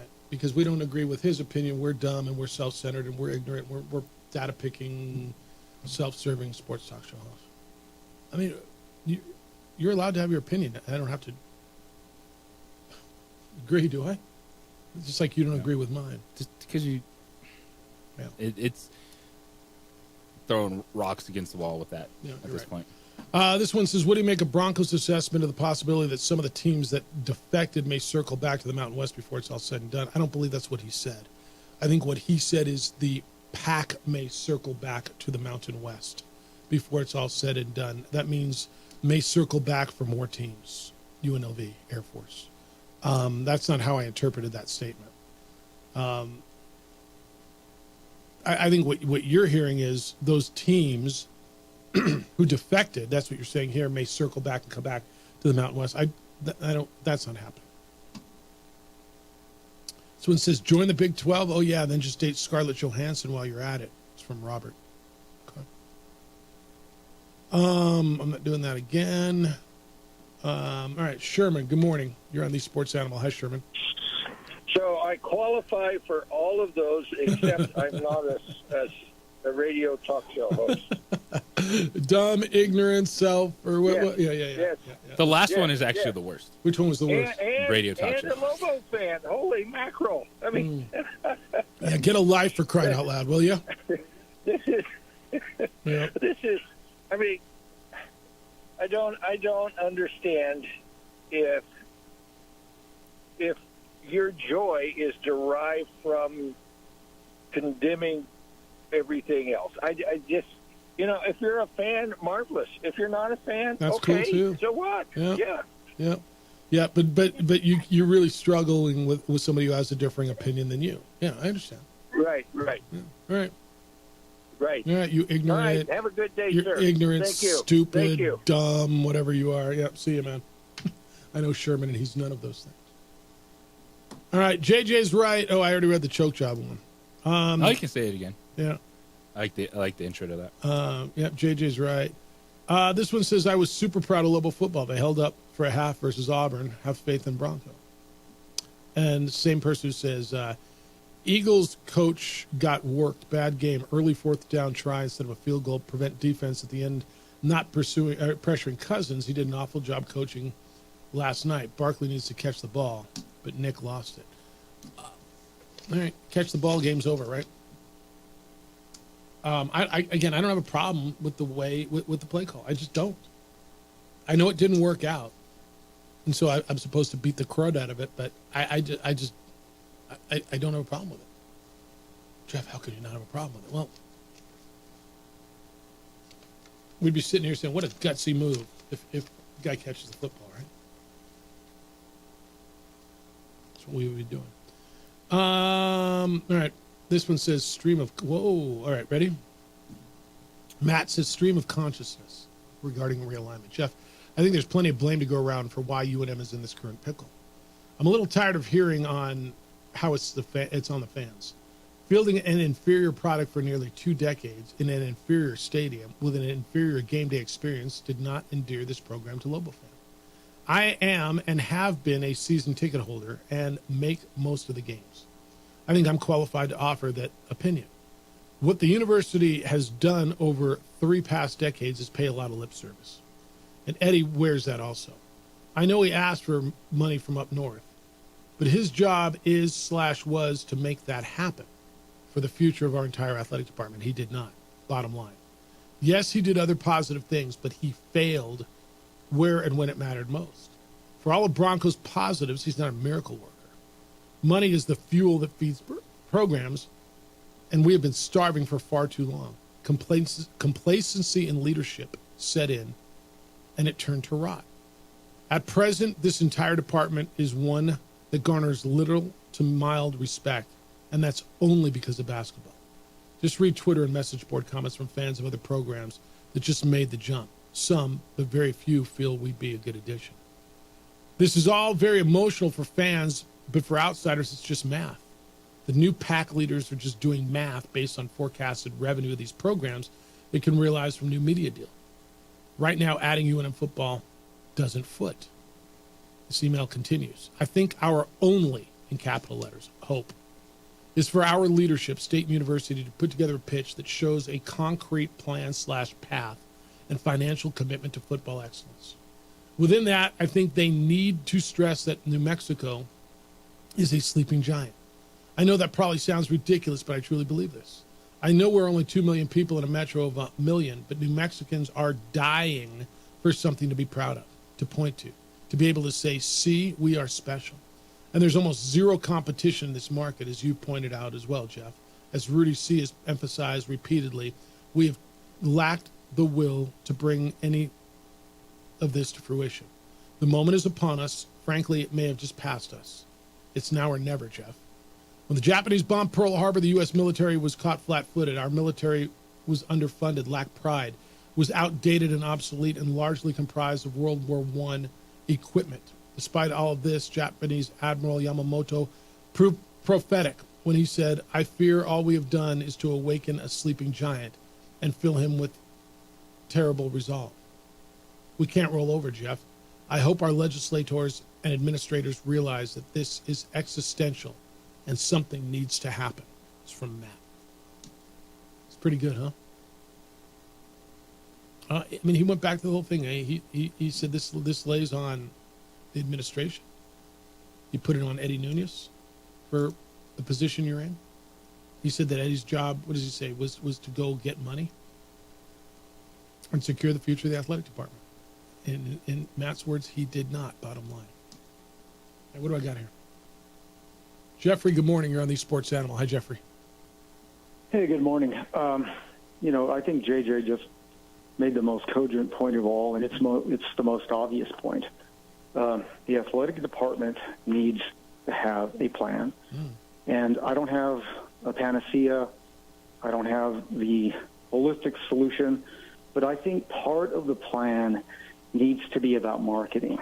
And I think that marketing dynamic should attract the non-football entertainment dollar population. Albuquerque almost has 900,000 people in this area. And they're all doing something on the weekends. And look what the Isotopes do extremely well. They theme their games. They surround baseball with great food. It's a safe place. It's clean. And I would argue that probably half the population that goes to Isotopes games don't care about the game itself, but they're there and they're having a great time. I'd argue more than half. So I would hire an entertainment director specific to football and surround the game with all kinds of just great experiences, including great food. Now you're beginning to have a plan that you can implement and execute by attracting the non-football entertainment dollar population. And what that does is it may augment the attendance from 17,000 to perhaps 30,000. And that's a step in the right direction. That is a plan. That's not the solution, but it's part of a tactic or a strategy that would organize a more holistic plan altogether. And I would hire an entertainment director to attract the non-football entertainment population as one part of a huge comprehensive plan. Got it. I appreciate you. There you go. All right, thanks. Sure. All right, we'll get back to the phones when we get there. Look, yeah, a plan. And if it's entertainment director plan, if it's food, whatever it is, it's all got to be part of a plan. I mean, the big part of the plan is how are you going to have a good, sustainable football product? Because part of it, it's not about just getting people into the stadium, it's getting eyes on the program from a television standpoint. You in charge of planning a party, an event, 2 people, 20,000 people, whatever it is, Albuquerque Convention Center is your spot.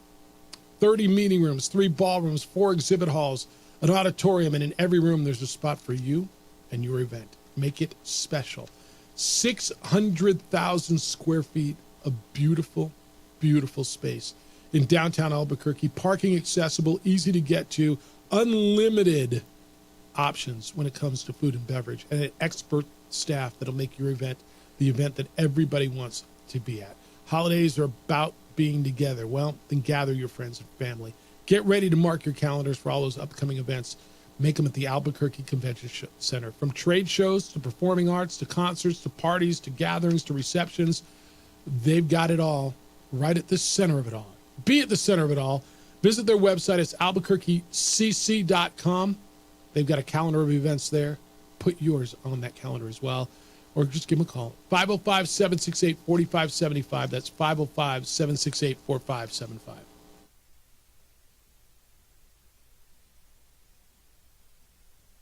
We would like to thank the following sponsors for making this broadcast possible.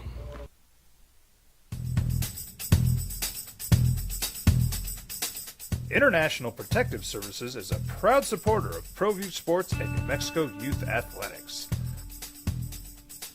IPS provides residential and commercial security services in the Albuquerque metro area. For more info, please call 505-897-2420 or visit internationalprotectiveservice.com.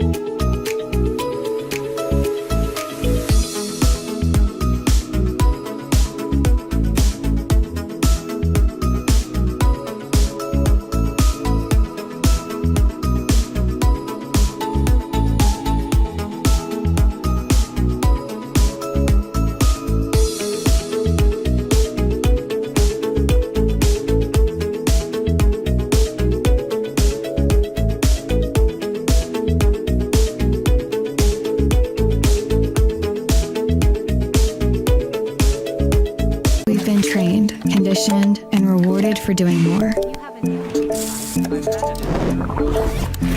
But people weren't designed for all that doing. Our bodies need to settle into nothing from time to time. Into nothing at all. In a world obsessed with doing more, we invite you to undo.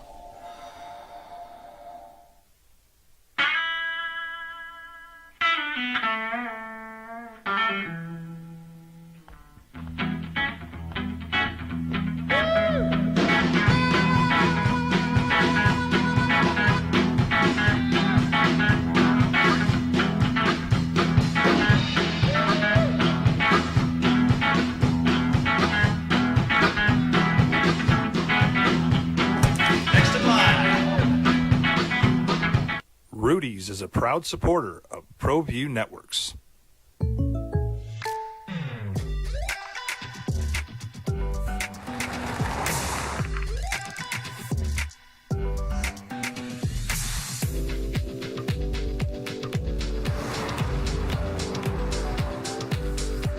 For your surprisingly great rates, contact your local State Farm agent today.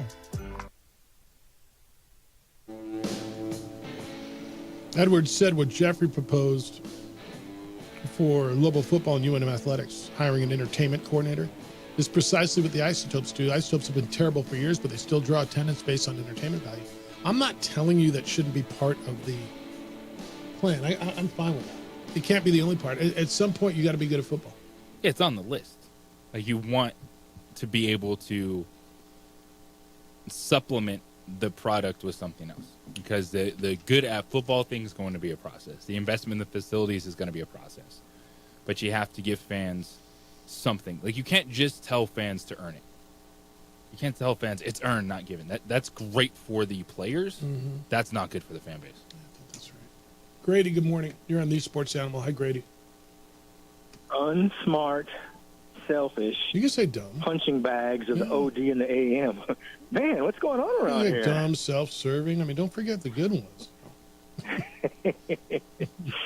So, Jeff, you said something earlier that I think really hit it on the head, and Andy, there's been some good feedback.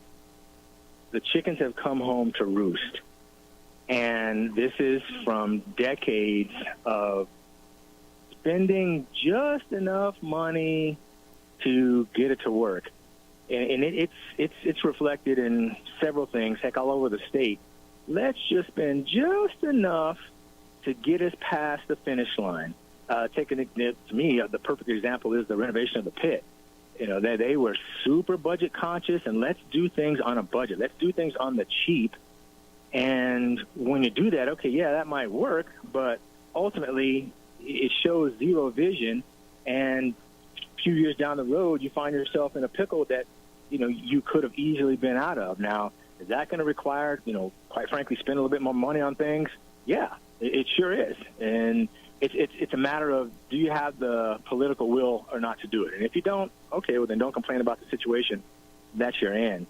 And I would say this, the comment or the text or the email, well, you know, UNM is a drain on, you know, the athletic program is a drain on the university. Tell me what department isn't a drain on any university? And those athletic departments that make the gazillions of dollars, those are based upon conferences and television deals. You know, you can't tell me that the football team at Vanderbilt is making money to sustain itself outside of the SEC TV deal that they have. There's no department, not to mention math, chemistry, all these other departments of the university that are a drain on it. That's actual, which when you have a university, you have to spend money on these things. You're not running a corporation. Right. So the fact that you're trying to even equate those two is ignorant, because that's just not how things work. So the university, and again, whether it be, you know, the folks here in Santa Fe, leadership, what have you, it's going to take a dedication. And we've all been places that, you know what, hey, they care about whatever. Look at it. It looks nice. And if they build it, they will come. And I don't know. But if you actually show a commitment to something, if you actually show, hey, this thing is important to us, who knows? Maybe they might come. But you have to understand, or these folks have to understand, that in order to attract coaches, and whether it's the ridiculous FCS or Division II or whatever what ridiculous thing you want to attract, why would anybody want to come to a place that you don't care about, that you obviously aren't investing in, and it's not important to you? So it's It doesn't matter what level you're at. What matters is it important to you or not? Yeah, I would argue at some point it may matter at what level you're at because it's going to determine how important it is to people. Does that make sense? Well, yeah, it does. I'm just talking about the attitude from leadership. Stop listening to, and apparently they have been, stop listening to all these crybaby whiners. Oh, well, I'm not going to do anything until this, and you can't do this and that. You know what? Have a commitment, whether it be a entertainment manager, whatever. Yeah. Have a commitment to do something to not just barely get by. Get rid of the old New Mexico. Well, let's do just enough. Let's get this big old Band-Aid. I agree with that. Do something right the first time. Commit to it right the first time, and be proud of it. Yeah, I agree with that. All right, man. Good to hear you. Appreciate the time. Yeah, I agree with that. Look, then that's the whole, that argument. Well, just do, spend the minimum on football and be a farm team, as that guy said, and somehow think that everybody else is going to benefit because, well, we're just going to do the minimum to sustain football. I mean, look, man, in some respects, it's how you're here. This is as uncomfortable a situation for Lobo Athletics as I've seen in my 28 years here. It's the most tenuous time that I've ever seen, and there's been some times now. And so now what happens? How do you get out of it? And I don't know that I've got the answer. I've got a number of scenarios, but it's going to take money, planning, leadership, and some luck. And in a lot of respects, you create your own luck, don't you? Yes, you do. I mean, you didn't get to this place just by accident. And I know everybody wants to place blame, and that's fine. Do your thing. But if you're in a leadership position, you better stop placing blame and look forward. You can understand how we got here. Make sure you don't repeat that. I'm fine with that. But where are you going?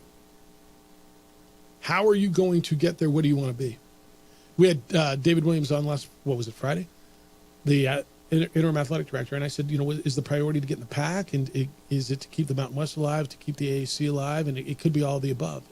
It's to find the most stable, secure spot. We asked Bronco Mendenhall that yesterday, right? Those are the words: stable, secure, viable. I don't know what it is, but you better find it, and you better be really proactive and have a plan and have the resources to make yourself attractive to, I hate saying this, man, to the people who just ran away from you. Thanks to Tony Sanchez. He was with us today, the Aggie coach. It'll be available for you where you get your podcast. Go to sportsanalabq.com. Click on the Sweet Deal icon. It'll be there. Not the Sweet Deal, on the opening drive, and it'll be there. Jim Rome's show is next. The Herd with Colin Cowards after that. 2 Men On's here at 4.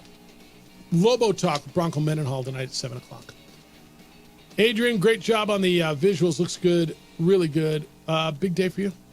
Huge day. All right. Enjoy it. Be good to each other. Please be kind, loving, caring, and sharing. We will smell you tomorrow.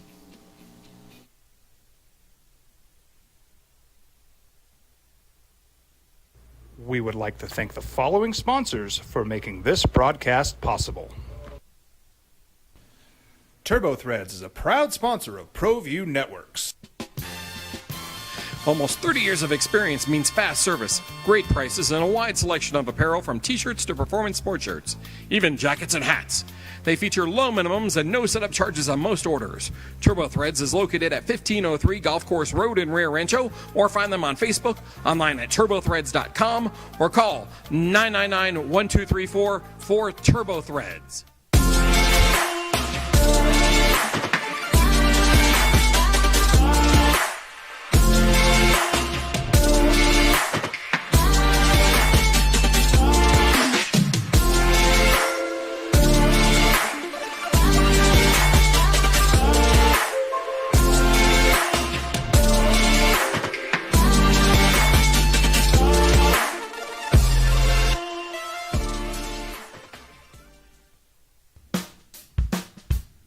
Well, I'm going to the frontier, walk up to the cashier, order up a root beer and a number one. Cover it with green stuff, one scoop is not enough. Find a booth that's real tough, back by the Duke. Meet my family, meet my friends in the quirkiest restaurant I have ever been. All of Albuquerque's favorite spot, it's the Frontier Restaurant. The Frontier Restaurant is a proud supporter of ProView Networks. Don't sacrifice quality and flavor when you're in a hurry. Golden Pride offers ribs, fried chicken, red and green chili breakfast burritos, and Frontier sweet rolls. 4 great locations, or visit us online at goldenprideabq.com. Golden Pride Barbecue Chicken and Ribs are proud supporters of ProView Sports.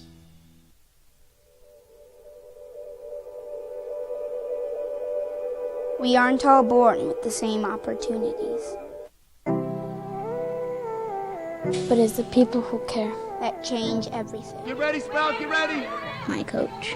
My teacher. My older sisters. My grandma. My brother. My tutor. My dad and my mom.